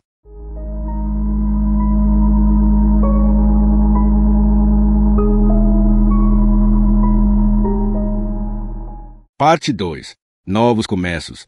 Na primavera seguinte. Capítulo 11. O Rio. Quinta-feira, 13 de abril. 17h32. As sombras do anoitecer se alongaram ante a aproximação das 18 horas. Os garotos Keaton acharam que tinham tempo suficiente para atravessar o rio e voltar para casa antes do jantar. Eles previram sair correndo da mata nos fundos da casa e passar pela porta telada, deixando para trás o escritório do pai e entrando na cozinha, onde se deixariam cair em suas cadeiras. Esperariam que o pai surgisse do andar de cima e assumisse seu lugar na cabeceira da mesa. Dependendo do timing, eles poderiam sussurrar alguns detalhes sobre a aventura para a irmã, certificando-se de que Brandon, o irmão mais velho, ouvisse tudo. Eles nunca olhariam para Brandon. Na verdade, eles fariam de conta que ele não estava ali enquanto contavam detalhes para a irmãzinha acerca de como o rio estava cheio e como eles o tinham atravessado. Como os dois irmãos mais novos conseguiram algo que Brandon nunca faria. Brandon sempre tinha sido cauteloso, abortando cada tentativa de travessia quando o rio estava cheio e revolto ao dizer aos irmãos mais novos que era perigoso demais. Se desse tudo certo naquele dia, os dois garotos Keaton mais novos diriam para a irmãzinha que era a 4ª vez que atravessavam o rio naquele verão, que não precisavam mais de Brandon para comandá-los, e que talvez algum dia convidariam Raquel para se juntar a eles. Eles falariam tudo antes de seu pai se sentar à mesa de jantar, para que Brandon não pudesse reagir. Talvez eles mostrassem as suas calças sujas como prova. Seria um momento épico. Um golpe adolescente que marcava a passagem de bastão e uma história de amadurecimento para os dois garotos Keaton mais novos, o que significava que eles não precisavam mais do irmão mais velho para cuidar deles. Porém, eles precisavam ter sucesso naquilo primeiro. Os irmãos chegaram a um lugar onde o rio se estreitava. Uma tora robusta se estendia da margem e se alojava entre duas rochas que afloravam a superfície no meio do rio revolto. A corrente forte de água batia em volta das rochas furiosamente, gerando um rugido alto bastante para forçar os garotos a gritarem quando falavam. Do outro lado do rio, um tronco de árvore caído batia contra as rochas, se completaria a jornada dos garotos pela água. Tora mais rochas mais tronco. Parecia uma fórmula fácil, e era sem dúvida a melhor opção que eles encontraram depois de quase 1,5 km de caminhada pela margem do rio. Aqui. Vamos atravessar aqui. Joel Keaton, o mais novo dos irmãos, examinou o caminho indicado pelo irmão.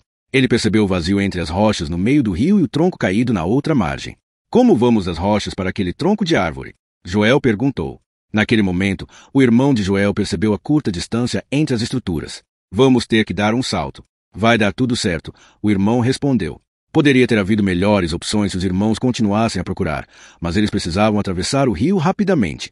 Andar 1,5 km de volta até a ponte, mesmo cortando o caminho pelo cemitério Gentry, faria com que eles chegassem a casa depois das 6 da tarde. Explicar por que estavam atrasados, com as calças sujas e os tênis lameados, não seria fácil. Eles olharam mais uma vez para a ponte ao longe, rio acima. 2 carros se cruzaram ao passarem por ela em direções opostas. Sempre havia a possibilidade de que o pai deles fosse chamado para uma cirurgia de emergência. Acontecia uma vez a cada semana ou 2, e eles jantavam sem ele. Enfrentar a mãe com os tênis lameados e as calças sujas seria um desafio mais fácil, mas eles não podiam contar com o atraso do pai. Eles voltaram a olhar para o rio. Nós vamos conseguir, o irmão de Joel disse. Vai dar tudo certo. Vamos logo. Os dois subiram na tora caída e ficaram de pé. Com os braços estendidos como equilibristas, o garoto Keaton do meio seguiu na frente do irmão mais novo ao longo da tora grossa e robusta situada no meio do rio.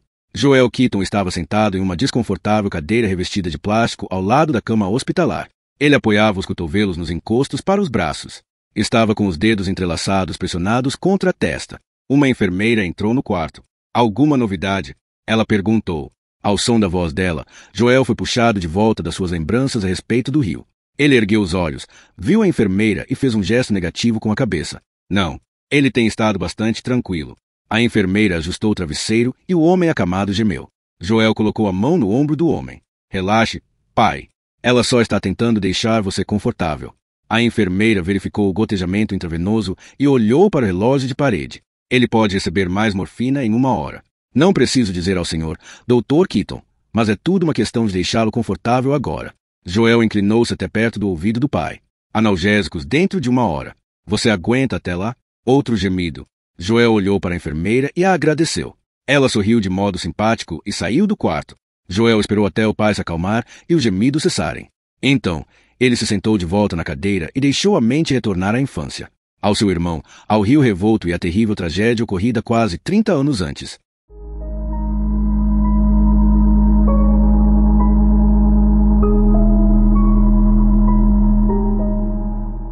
Capítulo 12. A promessa. Quinta-feira, 13 de abril. 21h05. Caminhando com dificuldade pela areia, ele trouxe lenha da mata e a empilhou perto da fogueira. A noite estava chegando e a temperatura tinha caído vários graus. Ele colocou algumas lenhas na fogueira para reviver a chama, se aquecer o corpo. Não tinha muita gordura para protegê-lo das intempéries, e a sua roupa já tinha visto dias melhores.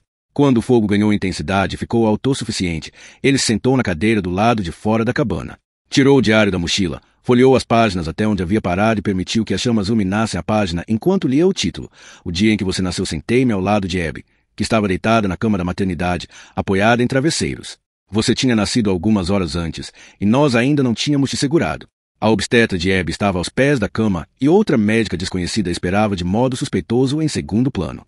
Logo após o parto, percebi que a cor da pele de Jacob não estava normal e ele também não estava reagindo ao ambiente. Por isso, nós o levamos tão rapidamente para a unidade de terapia intensiva neonatal. A nossa obstetra informou. Os sintomas iniciais de Jacob eram compatíveis com sepse, uma infecção sanguínea que não é detectada in vitro, mas que possui uma aparência clínica distinta após o nascimento. No entanto, ele não reagiu à antibioticoterapia. Então, realizamos outros exames. Esta é a doutora Ardin. Ela é uma oncologista pediátrica que vai explicar o que encontramos. A palavra oncologista fez as minhas entranhas revolverem. A especialista se apresentou. Porém, mesmo antes de ela falar, a sua expressão já revelou a gravidade do caso. Quando Jacob não reagiu à antibioticoterapia, examinei as suas células sanguíneas, assim como a sua medula óssea. Os exames revelaram células atípicas compatíveis com leucemia mieloide aguda, ou aquilo que é genericamente chamado de leucemia congênita. Abby apertou a minha mão. O que isso significa? Perguntei. Como você trata isso? Vou fazer todo o possível por seu filho, mas... Ela disse e fez uma pausa, em busca de palavras. Receio que o prognóstico nesses casos não seja bom. Podemos pensar na possibilidade de uma quimioterapia e examinaremos as especificidades se vocês escolherem esse caminho. No entanto, observei atentamente as manchas de Jacob e o caso dele é grave. Não creio que o tratamento possa ter um efeito benéfico. Estou sendo franca porque é importante que vocês entendam o que está acontecendo. É fundamental que vocês se preparem. Nos prepararmos para quê? Abby perguntou com a voz fraca. Apenas uma pequena minoria de pacientes com leucemia congênita sobrevive além de 24 meses. Engoli em seco e procurei não olhar para Abby. Não há como resolver isso? Perguntei. Receio que não. Ben fechou o diário e olhou para a fogueira. Naquele momento, o céu estava escuro, com apenas uma fita azul brilhante no horizonte. Ele passou a mão na capa do diário e uma lágrima rolou pelo rosto até que a barba a absorveu. Ao ouvir a porta da cabana do garoto se abrir, a apenas 20 metros da sua, ele enxugou o rosto. Ben pigarreou e disse, William. O adolescente se aproximou e parou diante da fogueira. William ergueu a mão numa saudação gentil. Em seguida, apontou para o diário. Como eu me saí? Ficou perfeito. Todas as páginas. Obrigado novamente. Teria ficado estragado se você não tivesse cuidado dele. Parece que o diário significa muito para você. Sim. Ele contém diversas cartas que escrevi para Jacob, o meu filho. Ben disse. Em seguida, ele se juntou a William perto da fogueira. Sério. Esse diário significa muito para mim, e sou muito grato a você por tê-lo encontrado. É o mínimo que posso fazer, William afirmou, por tudo que você está fazendo por mim e meu pai. Os dois tinham passado por muita coisa juntos. Embora a aliança deles fosse improvável, constituída por necessidade e sobrevivência, ela se transformou numa amizade sincera. Como está o seu pai? Ben perguntou, apontando para a cabana de William. Hoje está sendo um dia ruim.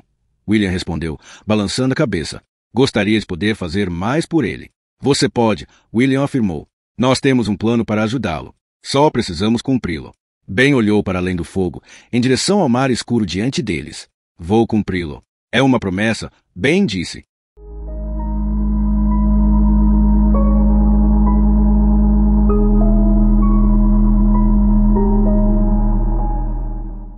Capítulo 13. A decisão. Sexta-feira, 14 de abril. 6h45. O inverno tinha sido rigoroso, mas finalmente estava começando a perder a força. A primavera estava se apresentando não muito visível nas árvores ou na paisagem, mas perceptível na sensação e no cheiro do ar. As parcas foram trocadas por jaquetas. As luvas e chapéus foram guardados. Os dias estavam mais longos e a presença do sol se prolongava até mais tarde. O ar mais quente derretia a geada do chão em brumas de névoa matinal. As tulipas abriam caminho através da terra, os gansos vesnavam de manhã cedo. Pela primeira vez em quase um ano, com o sol matinal alcançando suavemente seu travesseiro, Abby Gamble acordou sem o tormento da ausência do marido pesando em sua mente. O tempo era a cura de todas as aflições. Progressos modestos, às vezes imperceptíveis, aconteciam todos os dias até que o efeito cumulativo era a pequena vitória de acordar sem tristeza. Foi um alívio bem-vindo em relação aos primeiros meses, que pareceram a difícil escalada de uma encosta íngreme, cada passo mais árduo que o anterior. A recuperação do relógio e da carteira de Ben fora o auge do sofrimento de Abby. Era a prova, tanto quanto ela poderia esperar receber, de que Ben nunca voltaria para ela. Além da dor de perdê-lo, Abby havia enfrentado os pesadelos do que Ben havia passado durante o fatídico voo. Ela sofreu com sonhos repletos de imagens aterrorizantes de um Boeing 747 deslizando pela superfície do mar. Pensamentos torturantes turvaram a sua mente, imaginando a água escura engolindo o imenso avião. Abby lutou contra a imagem de Ben preso em seu assento enquanto o avião afundava, cada vez mais fundo. Os familiares dos outros passageiros do voo 1641 entraram em contato com ela por e-mail e a convidaram para o grupo de apoio que criaram, mas Abby nunca foi capaz de reunir forças para responder. Ela tinha certeza de que havia mérito na ideia de luto compartilhado, mas nunca pareceu certo para ela. O último ano, por si só, com a agitação diária da vida e a batalha constante para manter sob controle os seus pensamentos mórbidos a respeito do amaldiçoado voo 1641. Tinha sido tudo o que ela podia suportar. Abby temia que, se tentasse se encontrar com as outras viúvas, parecesse egoísta, pois não tinha certeza se conseguiria ouvir com convicção pesar de outra mulher que havia perdido o marido. O sofrimento do turbulento ano anterior atingiu o pico na véspera do Natal, quando Abby passou a noite em meio a cartões velhos e recordações antigas. Apesar da aflição daquela noite, a leitura dos cartões era algo de que ela precisava, uma limpeza e uma purgação dos meses de emoções armazenadas. Na manhã seguinte, no dia de Natal, Abby tinha ido para a casa dos pais com Meg e Jill vinho gló do pai. Ela havia passado o dia sem uma lágrima, mas mais tarde, sozinha em sua casa, enfrentou o constante violador do silêncio, um lembrete inequívoco de que era o seu primeiro Natal em mais de uma década sem um marido. Na noite de Natal, encolhida na cama, ela voltou a ler os cartões. Porém, desde aquela noite, Abby recolocou lentamente a sua vida nos eixos. Algo havia mudado em seu íntimo desde a aflição do Natal. Como o motor de um carro sendo forçado com o câmbio em terceira marcha, de repente, ao passá-lo para a quarta, os acontecimentos cotidianos ficaram mais fáceis e menos tensos. Ela não sabia explicar o que era ou como aconteceu. As coisas pareciam mais fáceis. Onde anteriormente as suas lembranças eram como mexer em vidro quebrado, escolhendo os pedaços que pareciam seguros e evitando os cacos que poderiam cortar, Abby, naquele momento, via-se capaz de se divertir com suas lembranças de Ben. Imaginar o rosto dele e sentir o poder do sorriso dele ajudou a aceitar que ele estava em um lugar melhor. Algum lugar seguro e grandioso, e qualquer dor que ele pudesse ter sofrido nos momentos antes de chegar àquele lugar especial se foi e desapareceu. Era a única coisa que ela podia imaginar, porque a alternativa havia sido nefasta para ela. Abby decidiu que Ben não iria querer aquilo para ela. Ela decidiu que Ben iria querer que ela seguisse em frente e se livrasse do pesar. Pela primeira vez, Abby sentiu que se afastar da aflição de perder o marido era algo que poderia ser possível. Quando o luto foi se dissipando, os pensamentos de Abby se voltaram para Jacob. Nos 12 anos anteriores, nem um único dia havia se passado sem que Abby não pensasse no filho. Porém, nos primeiros meses após a morte de Ben, o seu coração não tinha espaço para uma dor extra e não era capaz de suportar o peso adicional de outro fardo. Assim, os pensamentos sobre Jacob acabaram ficando em segundo plano. Abby se sentiu culpada por manter o filho ausente dos pensamentos por tanto tempo. Ao contrário das recordações de Ben, 12 anos amenizaram o golpe de perder Jacob, e ao pensar no filho, Abby fazia isso com orgulho e júbilo. Naturalmente, não tinha sido sempre assim.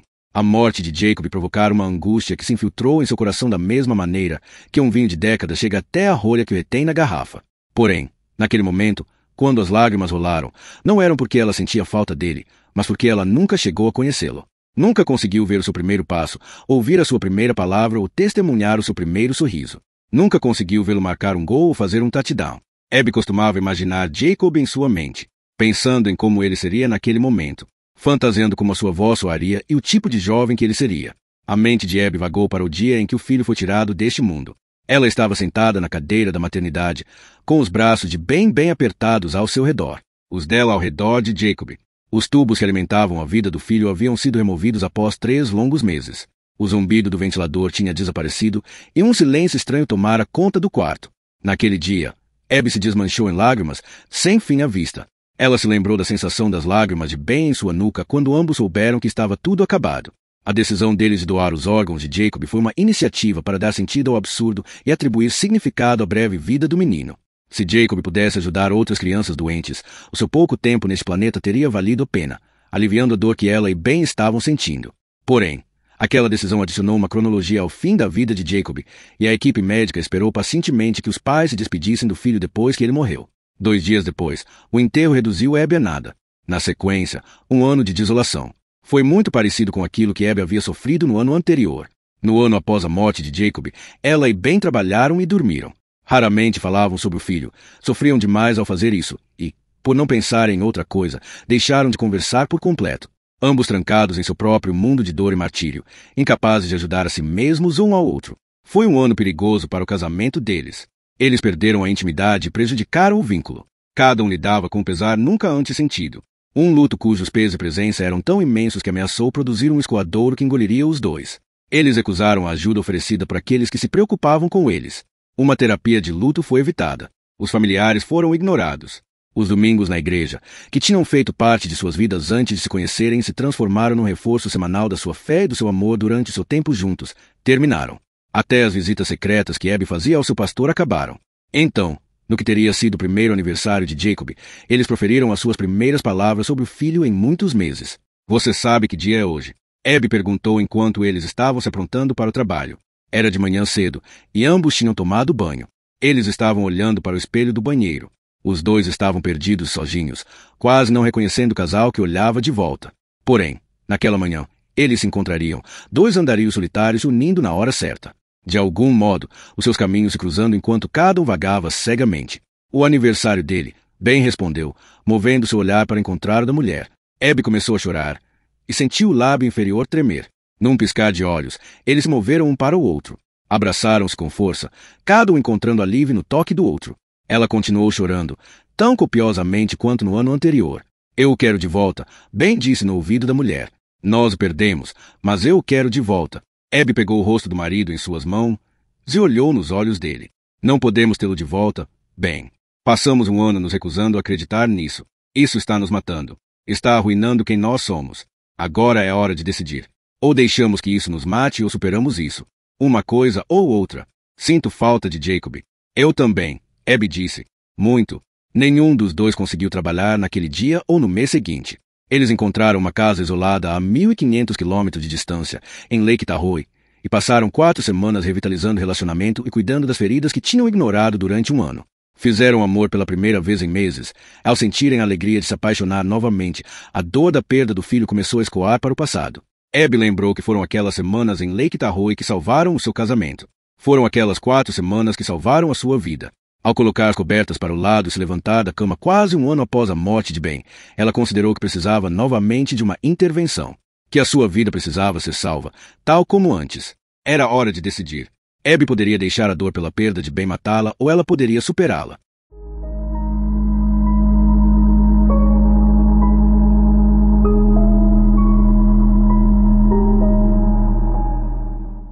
Capítulo 14. Uma confissão. Sábado, 15 de abril. 10h32. A jornada era árdua. As rochas nas quais a extremidade da tora estava presa faziam com que ela angulasse um pouco para cima à medida que os irmãos se aventuravam mais longe ao longo da sua superfície. Enquanto isso, a água do rio se movia rapidamente debaixo deles. Quando eles alcançaram as rochas, ambos se sentaram ao estilo cowboy com a tora entre as pernas, e os pés balançando de cada lado. As pernas de Joel eram curtas demais para que os seus tênis tocassem a água, mas quando os 2 garotos se acomodaram sobre a tora, o rio chegou até os pés do seu irmão e arrancou o tênis direito dele. Droga! Lá se foi o meu tênis. Os dois viram o tênis de lona de cano alto se afastar nas corredeiras, ricochetear numa rocha e desaparecer. Explicar a perda de um tênis para o pai seria impossível. Acho melhor desistirmos, Joel disse. De repente, o rio pareceu mais perigoso do que nunca. O seu irmão olhou para a ponte rio acima. Não temos tempo. Vamos subir nas rochas. Com as 2 mãos entre as pernas, eles se arrastaram para frente sob o fundinho das calças até chegarem às 2 rochas. O irmão de Joel subiu em cima de uma, colocando a maior parte do seu peso no tênis restante. Joel imitou o movimento do irmão e subiu em cima da outra rocha, em frente a ele. Cada um deles examinou o tronco caído, que era a saída deles para outra margem do rio. Porém, a madeira apodrecida estava mais longe das rochas do que parecia quando a observaram da margem. O sol vespertino já estava baixo e projetava os troncos das árvores em longas sombras do outro lado do rio. As sombras dos garotos Keaton caíam como fantasmas na água abaixo. O pai deles tinha-lhes ensinado as configurações da bússola com base na direção em que as sombras se estendiam e no horário. O rio corria do norte para o sul, e o contorno fino dos seus corpos se alongava a partir dos seus pés, passava pelo tronco caído e alcançava quase a margem do outro lado. Eles estavam voltados para o leste, e os dois garotos desejavam poder alcançar a margem do rio tão facilmente quanto as suas sombras. Eu vou primeiro, o irmão de Joel afirmou. E se eu não conseguir ir e você já tiver ido? Joel perguntou. Joel observou o irmão pensando a respeito do seu argumento. Seria um salto difícil da primeira vez, e a última coisa que seu irmão gostaria era ter que fazer isso 2 vezes, uma para si mesmo e uma segunda vez para resgatar Joel. Tudo bem, o irmão de Joel finalmente respondeu. Você vai primeiro. Eu vou seguir você. Eis o que você vai fazer. Vá até a beirada da sua rocha e salte para aquele lugar seco. Ele continuou e apontou para o tronco da árvore. Está vendo? Sim. Se você alcançar o lugar molhado, você vai cair. Tudo bem, Joel disse, observando a área de pouso. Rápido. O nosso pai vai estar em casa em breve. Joel se moveu até a beirada da rocha e se agachou até o fundilho da sua calça tocar no granito. Ele se levantou lentamente e saltou. As suas solas de borracha alcançaram a casca seca do tronco caído. Após 2 etapas de acomodação, ele se endireitou. Ele se virou e se agachou, segurando o tronco para se equilibrar. Sorriu para o irmão mais velho e cerrou o punho, celebrando o triunfo. Haveria grandes histórias para contar. O seu irmão se moveu para a beirada da sua rocha. A água se agitou abaixo e Joel sentiu o borrifo no rosto. O rugido do rio encheu seus ouvidos enquanto observava o irmão dobrar o joelho, se preparar para saltar. Ele parecia desajeitado e desconfortável com apenas um tênis. O irmão de Joel ergueu primeiro o dedo indicador, depois o dedo médio, finalmente, o dedo anelar. Joel fez a contagem de 3 mentalmente. 1, 2, 3. O irmão se lançou para a frente, mas o pé descalço escorregou e escapou da rocha durante o salto. Ele mal chegou à metade do caminho até Joel. Mesmo com os braços totalmente estendidos, ele não conseguiu alcançar a segurança do tronco e caiu na água. Como se estivesse se agarrando e rastejando por um piso de madeira escorregadio, o rio puxou contra sua vontade. Ele foi arrastado até a mesma rocha que o seu tênis tinha encontrado alguns minutos antes. A turbulência da água o golpeou com força contra o granito, em seguida, cobriu a sua cabeça. Mais à frente, as correntes e as contracorrentes ferozes o fizeram girar e o cuspiram além da rocha, onde a corrente principal arrastou o rio abaixo. Ele chegou a outro tronco caído e conseguiu abraçá-lo com os braços, fazendo com que seu corpo se esticasse horizontalmente enquanto a água o puxava. Ele perdeu o outro tênis. O seu short escorregou pelas coxas até que, 30 segundos depois, sumiu. Ele estava a apenas 20 metros das rochas onde ele e Joel tinham saltado, mas a distância parecia muito maior.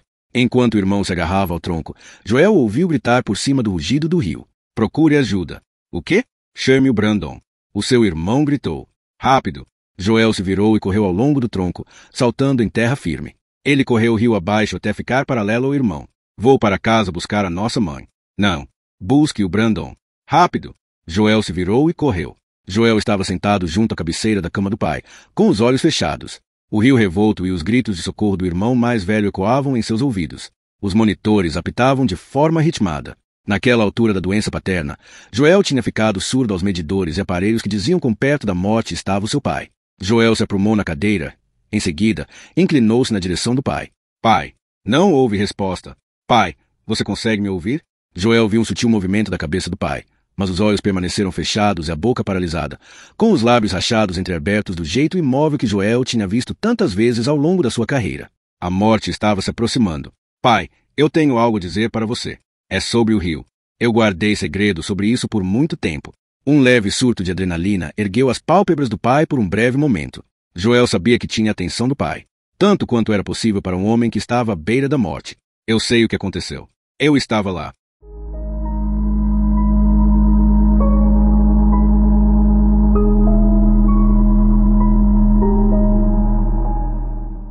Capítulo 15. A noitada das garotas. Sábado, 15 de abril, 19 horas e 25 aos 34 anos. Abby ainda tinha aquela aparência impecável da juventude, um rosto sem rugas e sem manchas, que se defendia facilmente contra os efeitos da gravidade. Ao sorrir, uma covinha se formava no lado direito do rosto, uma característica que sempre foi descrita como engraçadinha, que ela tinha odiado quando era mais jovem, mas naquele momento, na casa dos 30, apreciava. Abby pegou sua bolsa quando ouviu a buzina do táxi e saiu para sua primeira noitada em quase um ano. Ela decidirá recolocar a vida nos eixos, e fazer isso com a irmã parecia o melhor jeito para começar. Jantares e drinques com a irmã mais nova eram como os antes da morte de Ben, e com a intervenção que se autoimpôs em andamento, Abby decidiu que o primeiro passo seria colher a irmã de volta em sua vida. Ao sair de sua casa, Abby encontrou Meg esperando dentro do táxi, com a porta traseira aberta e um sorriso no rosto. A irmã levantou as mãos, cada uma segurando um copo térmico tilintando com som abafado de cubos de gelo. Vamos, irmã. Meg apressou. O que você tem aí? Abby perguntou, entrando no táxi. Margaritas de morango. Você não pode levar isso num táxi. Chame a polícia. Então, Meg afirmou, acomodando-se no assento. Em desaprovação, Abby balançou a cabeça, mas não conseguiu deixar de sorrir. Ela tinha sentido falta da irmã. Vamos ao Pops, na Sheffield, Meg disse ao motorista. No momento em que o táxi partiu, Meg entregou uma margarita para Abby. Pirou? Abby perguntou. Como assim? Margaritas num táxi? Quantos anos nós temos? Eu tenho 29, Meg respondeu, tomando um gole. Se você quiser que eu revele a sua idade, eu revelo. Mas eu manteria em segredo. Você tem 30. O que deu em você? Empolgação. Faz muito tempo que nós não saímos. Não se empolgue. Provavelmente vou dormir às 10. Ah, sem essa. Vamos nos divertir. O táxi estacionou junto ao meio-fio em frente ao Pops, um bar badalado para o pessoal de 30 e poucos anos. No interior, diversas mesas redondas cobertas com toalhas brancas para grupos de 2 ou 4 pessoas estavam espalhadas pelo salão. Um piano de cauda ficava sob um palco ligeiramente elevado, onde músicos convidados tocavam 7 noites por semana. O Pops estava lotado naquela noite. Depois que as irmãs se sentaram, uma garçonete anotou os pedidos de bebida, 2 taças de champanhe Brut Rosé. Elas conversaram durante 1 hora, pondo em dia a vida uma da outra. Depois se tomaram 2 taças cada uma, e uma terceira chegou. Meg olhou para a irmã mais velha com uma expressão mais séria. Abby, preciso dizer uma coisa para você. O que há de errado? Nada. Acontece que... Meg disse e forçou um sorriso. Quem está doente? Ninguém. Nossos pais tiveram outro colapso nervoso por minha causa? Não. Não é nada disso. Acontece que... Abby esperou. Dee e eu estamos querendo ter um bebê. Por um instante, em dúvida, Abby semicerrou os olhos. Em seguida, as irmãs se entreolharam, então, afastou a taça de Meg. Você está louca? Você não pode beber champanhe. E se você já estiver grávida? Abby disse. Ainda não estamos tentando, Meg afirmou, rindo. Eu óvulo em 2 semanas. 12 dias, para ser exata, se o maldito termômetro estiver correto. Ah! Abby exclamou, devolvendo a taça de champanhe para Meg. Então qual é o problema? Deveríamos estar comemorando. Sim, bem, não tinha certeza. Sabe, se você queria ficar sabendo disso. Você está brincando? Eu quero saber tudo. Quer dizer, deixe de fora a fecundação, mas tudo mais eu quero saber. Abby disse e balançou a cabeça. Minha irmãzinha tendo um bebê. Ainda penso em você como uma garotinha, e agora você está pronta para ter um bebê. O que aconteceu com aquelas 2 garotinhas? As pequenas Abigail e Margaret Atlan? Nós crescemos, acho. A garçonete se aproximou com mais 2 taças de champanhe. Essas são uma cortesia dos cavalheiros do balcão. A garçonete disse, colocando as bebidas na mesa e se afastando.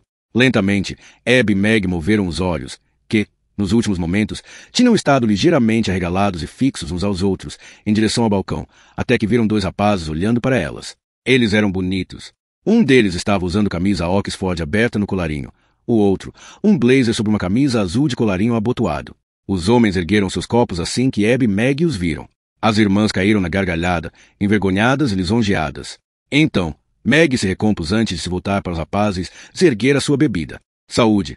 Ela gritou sobre a música do piano. Os rapazes sorriram e inclinaram os copos na direção delas. Devemos convidá-los? Meg perguntou. Surpresa! Abby olhou de soslaio para a irmã mais nova. Pelo amor de Deus, Meg! Nós somos casadas. Assim que Abby falou as palavras, ela parou e olhou para a mesa. O sorriso desapareceu do rosto quando ela se deu conta do seu erro. Você tem razão, Meg disse. Não é uma boa ideia. Não. Tudo bem. Acontece que eu não sou. Você sabe, camarão frito. Meg disse, impassível e olhando diretamente para Abby. O quê? Ainda não decidimos onde vamos jantar. Que tal camarão frito? Abby fechou os olhos e sorriu. Elas sempre tiveram aquela relação inversa. Meg, a irmã mais nova, era quem proporcionava proteção. Excelente ideia. Ótimo. Há um restaurante de frutos do mar no quarteirão. Se formos agora, provavelmente não haverá espera. Elas pagaram a conta e, 1 minuto depois, estavam de saída. Meg deu uma piscadinha para os rapazes no caminho. Obrigada pelas bebidas, rapazes. Mais tarde naquela noite, Abby se viu de volta ao recanto familiar do seu sofá, com as luzes reduzidas e a caixa de cartas e cartões perto dela. Eles se tornaram um apoio estranho que ela costumava usar em estágios intermitentes de dor. Ela sabia que era doentio, mas a dor tinha voltado a tomar conta dela naquela noite, desde que se despediu de Meg. Já havia acontecido antes, e Abby nunca tinha se importado com a atenção que despertava em outros homens. Ela sempre achará aquilo lisonjeiro. Porém, aquela foi a primeira vez que despertara aquela atenção desde a perda do marido. A primeira vez que ela não poderia usar a sua aliança de casamento como uma saída. A noite em que ela se deu conta de que não era mais casada. 12 anos de casamento e 3 de namoro resultaram em uma década e meia de compromisso, algo que não podia ser facilmente deixado de lado e sem o qual ela se sentia nua. Contudo, naquela sensação de vazio, Abby também compreendeu que o vazio nunca seria preenchido se ela se recusasse a seguir em frente. Abby olhou para sua aliança de casamento, firmemente ajustada em seu dedo anelar esquerdo. Ela girou um pouco, soltando-a do sulco em que estava. Por um minuto, continuou girando e quase a tirou do dedo. Por fim, porém, parou de brincar com a aliança e, em vez disso, recolocou os cartões e as cartas ordenadamente na caixa. Por um momento, olhou para eles. Em seguida, fechou a tampa e subiu a escada para o seu quarto. Guardou a caixa de volta na prateleira superior do armário de onde a tinha recuperado na véspera do Natal. Em seguida, dirigiu-se até a cômoda e olhou para a carteira e o relógio de Ben, ainda à espera, como se ele pudesse voltar. Abby pegou o relógio e o examinou. Tinha sido presente de aniversário quando Ben fez 30 anos. Um Rolex de milhares de dólares, sinal da crescente prosperidade do casal. Ao longo da semana passada ou da anterior a essa, tinha parado de funcionar. Ela pegou a carteira dele e inspecionou o conteúdo, fixando-se na carteira de motorista de Ben. Olhou para a foto e tirou uma mancha da superfície laminada. Finalmente, dirigiu-se até a escadinha junto ao armário. Inicialmente hesitante, forçou-se a continuar, subindo os 2 degraus e colocando o relógio e a carteira do marido na caixa que continha os cartões e as cartas que ele tinha escrito para ela. Fechou a tampa e passou a mão por cima. Ela apagou a luz ao se afastar do armário, lançando na escuridão as suas lembranças do único homem que já tinha amado.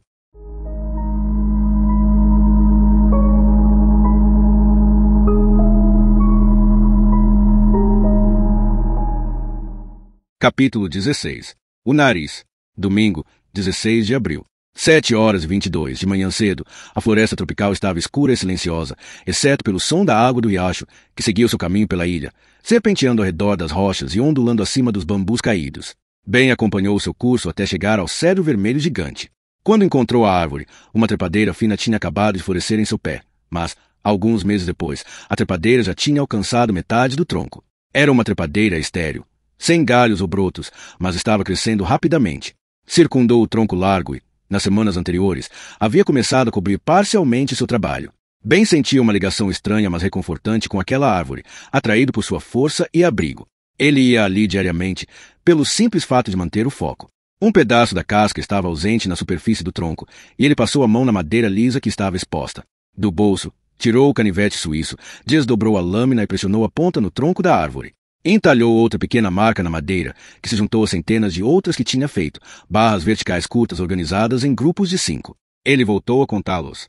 No total, eram 335 marcas, uma para cada dia da sua permanência ali. Por mais um momento, ele estudou o seu trabalho. Em seguida, afastou-se da árvore, saiu da mata e entrou na clareira. O riacho que ele tinha seguido desaguava numa laguna, cuja água azul clara estava calma e imóvel naquela manhã. Ao sair da mata coberta pela copa das árvores, o céu se pôs à vista dele numa trama de nuvens escuras. Outra tempestade se aproximava. Ben olhou do outro lado da laguna. Foi ali, na margem oposta, o lugar onde a fuselagem do avião tinha parado. A parte dianteira do avião foi lançada num ângulo descendente que fez o nariz submergir abaixo da superfície da água. Fragmentos irregulares de metal, onde o avião tinha sido partido ao meio, projetaram-se no ar. Ele fechou os olhos e se lembrou da vista da janela pouco antes do impacto, quando a água subiu ao encontro do avião. Os gritos dos passageiros ainda ecoavam em seus ouvidos, e pior, o silêncio sinistro que se seguiu enquanto a água inundava a cabine. Ben não conseguia se lembrar de muita coisa depois daquilo. Quando ele se arrastou para a praia perto da laguna, acreditou que fosse o único sobrevivente e que não havia nenhuma outra pessoa na ilha. Então, ele encontrou William. Perto dos destroços, e espalhadas ao redor da laguna, estavam as cabanas que ele e William descobriram quando exploraram a ilha pela primeira vez. As pequenas estruturas ofereciam abrigo contra as habituais tempestades daquela região. Nos últimos meses, Ben tinha ido morar em uma daquelas cabanas. Porém, era algo temporário. Ele continuava se lembrando. As marcas entalhadas na árvore eram mais do que uma maneira de manter o registro dos dias. Era uma promessa para si mesmo de que, independentemente de quantos dias passassem, ele encontraria o caminho de volta para Abby.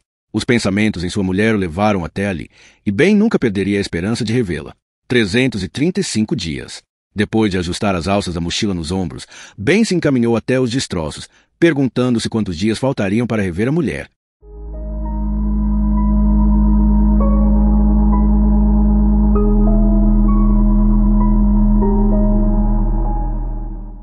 Capítulo 17.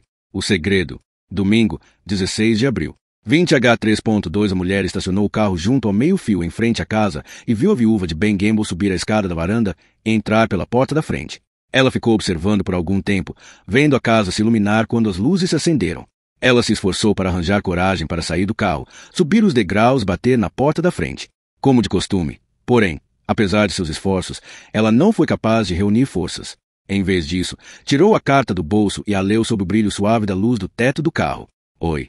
Sei que tenho que contar tudo para Abby. Tenho a intenção, juro. Mas o momento não é oportuno. Preciso de mais tempo para resolver as coisas. Para ter certeza de que essa é a coisa certa a fazer. Você e eu não planejamos isso. Simplesmente aconteceu. Ainda é uma surpresa para mim, e preciso de algum tempo para contar para ela. Não quero magoá-la, e eu sei que você entende. Por favor, me dê esse tempo. Só mais um pouco. Estou empolgado para ver vocês neste fim de semana. Bem quase um ano havia se passado desde a queda do avião de Ben. Nos primeiros meses, ela se sentiu perdida, sozinha com o seu segredo. Mas naquele momento, quase um ano depois, ela precisava falar com Abby Gamble. Simplesmente não havia maneira de contornar aquilo. Ela não podia mais guardar aquele segredo. Ela ficou sentada no carro durante 1 hora. A casa de Ben foi caindo lentamente na escuridão à medida que Abby passava de aposento em aposento apagando as luzes. Então, apenas o quarto do casal ficou iluminado. Quando, finalmente, a luz ali foi apagada, a mulher dobrou a carta de Ben e a colocou na bolsa. Ela tinha muitas outras cartas que pretendia mostrar para a viúva. Virou-se e estendeu a mão para o banco traseiro, verificando se a criança estava bem presa na cadeirinha. A mulher era uma mãe nervosa, sempre com medo de que algo terrível acontecesse com o filho. Depois que ela ouviu o murmúrio suave da sua respiração, desligou a luz do teto, deu a partida, engatou a marcha e se afastou lentamente. Ela voltaria outro dia. Talvez então criasse coragem para contar a Abby Gamble sobre o segredo que ela compartilhou com Ben Gamble.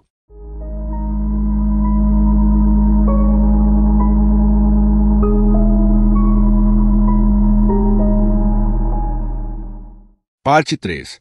Ao encontrá-lo. Capítulo 18. Lavando as mãos. Terça-feira, 2 de maio, 15h32, o Mercedes-Benz preto estava na entrada da garagem quando Joel dobrou a esquina a toda velocidade. Aquilo era um problema. O seu pai estava em casa. Rapidamente, ele elaborou um plano para se esgueirar pela porta dos fundos, passar na ponta dos pés pelo escritório do pai e depois subir a escada de 2 em 2 degraus. Ele contaria tudo a Brandon e eles correriam de volta para o rio. Para o inferno com o jantar. Eles pensariam numa desculpa. Joel abafou o rangido da porta telada, abrindo-a lentamente. Uma mudança em relação ao ritmo frenético que havia assumido para vencer a distância de mais de 2 quilômetros entre o rio e a sua casa. Ele tinha cortado o caminho através de quintais sobre cercas, acelerado o passo sobre os túmulos do cemitério Gentry e feito o trajeto em tempo recorde. Joel estava suado e sem fôlego. Esforçou-se para controlar a respiração sibilante enquanto se esgueirava para dentro da casa. O escritório estava vazio. Sentiu que a sorte estava do seu lado. Subiu a escada sem contratempo, se pegou o corredor até o quarto de Brandon. Estava vazio. Joel verificou o banheiro. Nenhuma sorte. Ele começou a se inquietar enquanto a decisão tomava conta dele. Então, ouviu o tilintar dos pratos na cozinha e, em seguida, a voz grave do irmão adolescente.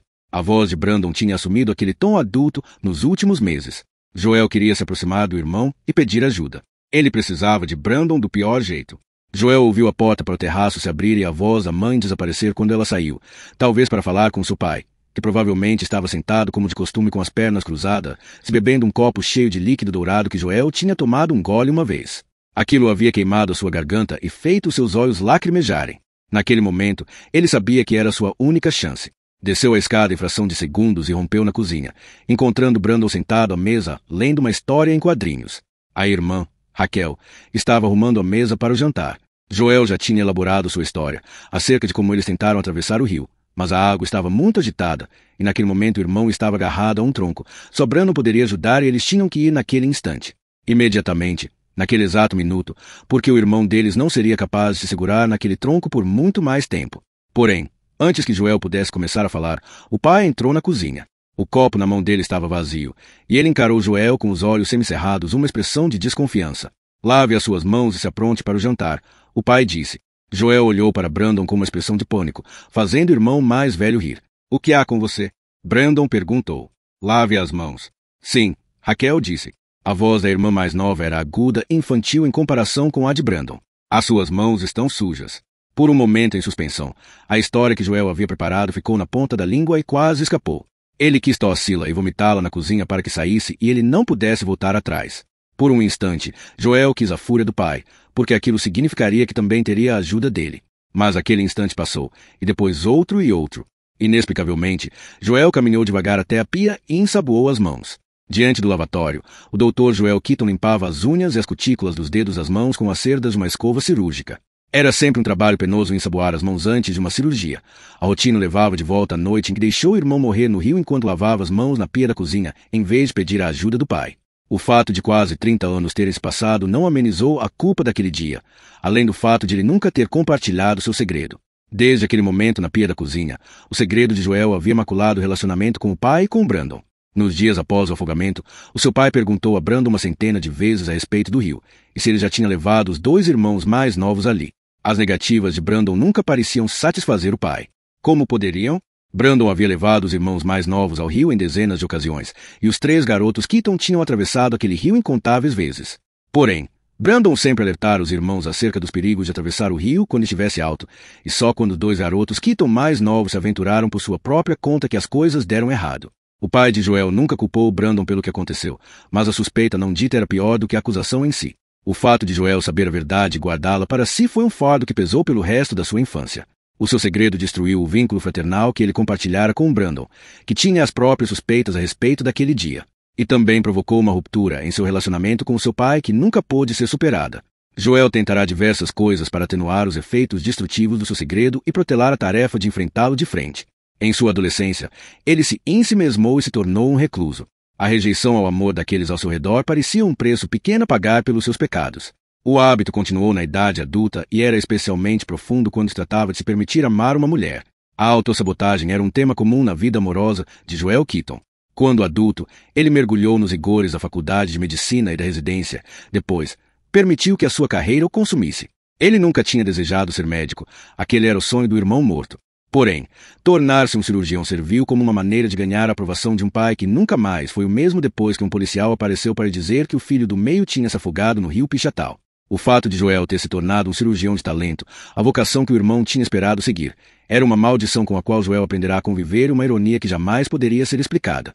Lavar as mãos sob o olhar atento do pai 30 anos antes tinha custado a vida do irmão. Naquele momento, aquela mesma ação representava salvação para aqueles que esperavam o trabalho das suas mãos talentosas. Joel respirou fundo e deixou a água quente lavar o sabão, as lembranças e a culpa, também esperando que a sua ansiedade fosse pelo ralo. Ele realizará 1.317 vezes operações em seus 13 anos como cirurgião. Uma extração de apêndice era uma das cirurgias mais simples. Mas ainda assim estava sentindo um frio na barriga, uma sensação que nunca tivera antes em sua carreira. Ao contrário dos seus colegas residentes que ficavam com as mãos trêmulas antes do primeiro corte do bisturi, Joel nunca sentirá medo numa cirurgia. O seu sucesso não era para si mesmo, mas para o irmão a quem ele não conseguirá salvar. Joel não deixava que nem a apreensão nem a compaixão interferissem com seu objetivo ou alterassem o seu julgamento. Joel permitirá que o medo paralisasse uma vez antes, aos 10 anos de idade, quando o irmão mais precisava dele. Embora ele tivesse perdido o irmão naquele dia, uma amizade afim se manteve entre eles. Nos reconditos tranquilos da sua mente, Joel prometeu ao irmão que nunca mais permitiria que o medo o impedisse de salvar uma vida. A promessa era o pedido de desculpas de Joel por ter falhado em relação ao irmão. De alguma forma transcendente, ele sentiu que dominar a medicina era a melhor maneira de honrar o irmão. Com o progredir da sua carreira, Joel viu colegas devastados por causa da perda de paciente e dos casos injustos. Nunca era justo quando uma criança morria, ou quando um motorista bêbado tirava a vida de um pai de 4 filhos numa estrada escura no meio da noite. Mas aquelas eram as tragédias da medicina e da vida, e se apegar emocionalmente aos pacientes era um erro cometido por cirurgiões de menor envergadura. Joel jamais foi vítima da ilusão de que um cirurgião faria um trabalho melhor se ele se importasse mais. Ele tinha um melhor desempenho com a mente desanuviada, livre de sentimentos. Entre, abra e tire, o seu mentor costumava lhe dizer, mas no tempo certo. Naquele momento, porém, ao olhar pela janelinha das portas da sala de cirurgia, Joel viu o sobrinho deitado na mesa cirúrgica e percebeu que não só estava envolvido emocionalmente, mas também estava bastante nervoso. Ele tinha entrado em contato com alguns outros cirurgiões gerais do hospital. Os 2 primeiros estavam fora da cidade, o terceiro estava preso numa cirurgia e o quarto estava a 1 hora de distância, no jogo de basquete do filho. Com Brian ardendo em febre, 1 hora era tempo demais. Assim, pela primeira vez em sua carreira, Joel entrou na sala de cirurgia com a testa encharcada de suor e as mãos pouco firmes.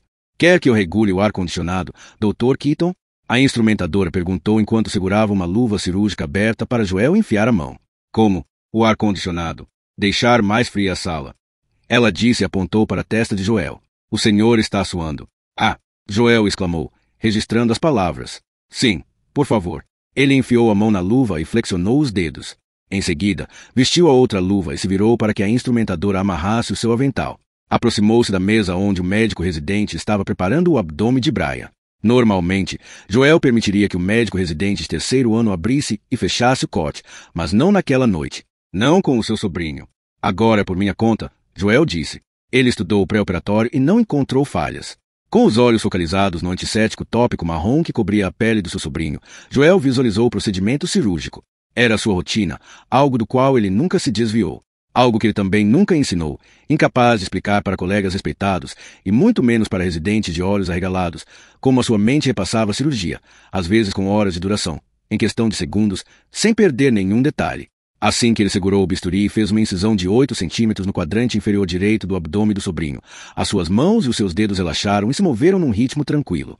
A lâmina deslizou pela pele e pela gordura subcutânea. O músculo da parede abdominal separou-se sem dificuldade sob a pressão do bisturi. Concentrado na anatomia, o nervosismo e a apreensão se dissiparam lentamente e sem aviso prévio. Ainda que ninguém na sala notasse a transformação, Joel sentiu isso quando se metamorfoseou de tio preocupado no cirurgião habilidoso que era. Os afastadores alargaram a incisão. Então, ele marcou o seco do intestino grosso como seu ponto de referência. Em seguida, estudou o intestino delgado até localizar o apêndice. Estava edematoso e quente, e Joel se deu conta de que havia chegado ele pouco antes do rompimento. Depois de 30 minutos, a operação estava quase no fim. O apêndice de Brian, um pedaço feio de tecido que parecia uma pequena bisteca, estava numa bandeja de metal ao lado da mesa cirúrgica. Joel começou uma breve busca no abdômen de Brian para garantir que nenhum instrumento cirúrgico ou compressas de gaze foram deixados para trás. Ele era um cirurgião da velha guarda, que preferia a cirurgia tradicional aberta em vez da laparoscópica. Naquele dia, ficou especialmente feliz a esse respeito. Ele talvez tivesse deixado escapar aquilo se tivesse usado laparoscópio, pois, com o abdômen de Brian aberto, Joel teve uma melhor visão dos órgãos, e foi assim que encontrou. Em sua carreira, ele já tinha removido bastante tumores cancerígenos para reconhecer um de imediato. E ali estava um deles, preso ao peritônio do sobrinho. O suor voltou à sua testa. Acho que estou vendo uma massa tumoral. Preciso fazer uma prospecção, Joel informou. Então, alargou a incisão e deixou a sua mente assumir o controle, subindo como uma maré contra o seu medo. Ligue para a oncologia e diga que preciso falar com Bill Blakeley, disse e olhou para uma enfermeira. Faça isso agora, por favor. A enfermeira voltou 2 minutos depois com o telefone da sala de cirurgia envolto por uma proteção esterilizada. Ela o segurou junto ao ouvido de Joel. Oi, Bill, aqui é Joel Keaton. Estou com um garoto de 12 anos na mesa. Uma apendicectomia sem complicações. Secundariamente, notei que parece ser um mesotelioma, com cerca de 9 centímetros de diâmetro. É um caso pessoal para mim. Será que você pode dar um pulo até aqui e dar uma olhada? Ok, vou cuidar disso. Com cuidado, Joel removeu a massa tumoral, desprendendo o ar da cavidade abdominal e cauterizando os vasos de alimentação à medida que progredia. No momento em que Bill Blakeley chegou, o tumor estava na bandeja de amostras de metal. Era feio e estava morto, e Joel sabia muito bem que tumores como aquele podiam deixar os pacientes do mesmo jeito. Havia algo ali que ele odiava, uma sensação de impotência e fracasso provocada pelo tecido coberto de sangue removido por ele. Algo que Joel não podia controlar. O tumor, sem valor e mutilado naquele momento, podia já ter injetado sua dose mortal no organismo do seu jovem sobrinho, e estava além do toque curativo que as mãos de Joel eram capazes de entregar. Durante 30 minutos, o Dr. Blakeley procurou outras massas tumorais, mas não as encontrou. O chefe da oncologia cirúrgica tinha a expressão estoica de um cirurgião cuidando de um estranho. Joel reconheceu a expressão a partir do seu próprio estoicismo de anos. O Dr. Blakeley dissecou e extraiu os linfonodos adequados e excisou pequenas amostras dos órgãos circundantes para biópsia.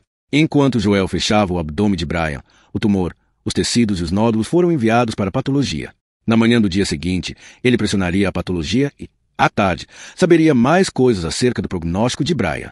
Saberia se havia metástase. Saberia se os linfonodos estavam envolvidos. Saberia se o sobrinho tinha alguma chance ou se um assassino silencioso tinha se infiltrado em seu organismo e assumido o comando firme de como as coisas progrediriam. Joel saiu da sala de cirurgia e encontrou a irmã na sala de espera. Raquel já havia passado por tantas coisas com Brian e escapado por um triz tantas vezes nos últimos 12 anos que era difícil imaginar escapar de outra. Joel ficou sentado ao lado da irmã, segurando a sua mão, enxugando as suas lágrimas, se perguntando se todos os pais não mereciam o mesmo tempo e a mesma solidariedade. Não entendia porque nunca havia oferecido a eles a mesma compaixão. Tinha aberto abdômenes no passado, os fechado um minuto depois após ver o câncer tomando conta de outros órgãos com tal agressividade que nada que ele pudesse fazer impediria a morte de chegar.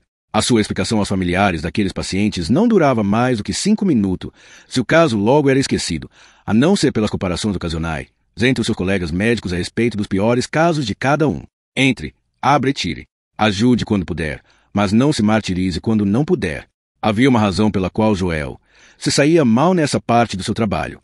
Dar notícias terríveis aos familiares sempre o trazia de volta ao dia em que o policial apareceu na varanda da sua casa de infância e deu a notícia ao seu pai. Naquele dia, enquanto seus familiares choravam, Joel se lembrou de ver o pai, uma fortaleza emocional, chorar pela primeira vez, caindo de joelhos ao ouvir que o filho tinha se afogado. Ao longo da carreira, Joel havia se tornado insensível às emoções que os pacientes e os familiares exibiam diante das más notícias. Fazer qualquer outra coisa o fazia retroceder 30 anos, e ele tinha passado muito tempo se torturando durante as madrugadas para se afastar do mesmo lugar durante as suas horas de vigília. Joel afastou da mente as lembranças do irmão e do rio, da infância cheia de culpa e das áreas minadas que a qualquer momento poderiam provocar uma explosão de remorso, e fez questão de estar presente para Raquel, que chorou no seu ombro enquanto ele a abraçava com força. 2 horas depois de deixar Raquel sentada ao lado da cama de Brian, Joel se dirigiu ao hospital de cuidados paliativos, se ocupou seu próprio lugar ao lado de um paciente diferente. O pai estava imóvel, respirando com dificuldade. Para Joel, nunca havia sido um plano levar para o túmulo o segredo acerca do dia em que o irmão morreu no rio. Ele nunca elaborara totalmente em sua mente que esconderia para sempre os detalhes daquele dia. Era apenas a maneira pela qual a sua vida tinha tomado forma. Naquela noite, Joel não dissera nada e ficará em silêncio nos dias após a descoberta do corpo do irmão. Um dia levou a outro, e depois a outro, até que meses e anos se passaram. No final das contas, tanto tempo tinha se passado que o segredo se tornou parte dele. Houve muitas vezes em que o peso do seu silêncio tinha se tornado insuportável, e Joel havia pensado em contar ao pai o que tinha acontecido no rio naquele dia. Mas então ela pensava melhor. Revelar a verdade de modo tão repentino, anos depois e fora do contexto, só reabriria velhas feridas. Mas naquele momento, quando o pai se aproximava da morte, Joel decidiu que não poderia permitir que ele deixasse este mundo sem saber o que havia acontecido com o filho naquela tarde. Seja por escolha ou circunstância, a hora da verdade tinha chegado. Joel pegou a mão do pai. Pai? Não houve sinal de que o pai o tivesse escutado, mas isso não impediu Joel de falar. Eu estava lá naquele dia, no rio. Eu podia ter salvado meu irmão, mas senti muito medo. Lamento nunca ter contado o que aconteceu para você, mas quero contar agora. O pai abriu os olhos. Numa noite fria de primavera, um homem oprimido por um segredo de toda uma vida confessou ao pai moribundo o papel que havia desempenhado na morte do irmão 30 anos atrás.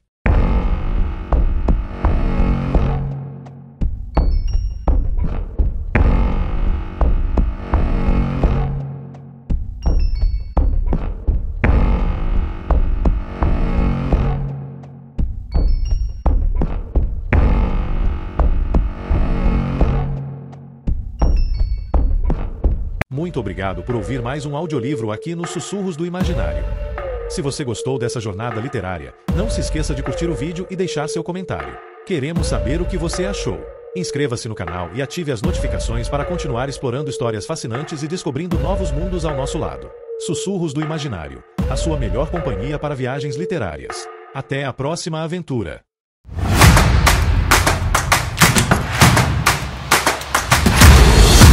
Quer ouvir essa história até o último sussurro? O audiobook completo está te esperando no nosso grupo VIP no Telegram. Um espaço feito para quem não apenas escuta, mas vive cada palavra. Acesse agora o link no comentário fixado e junte-se aos ouvintes que caminham lado a lado com as narrativas mais envolventes antes de todo mundo. Te vejo lá, no lugar onde as histórias não têm pressa para acabar.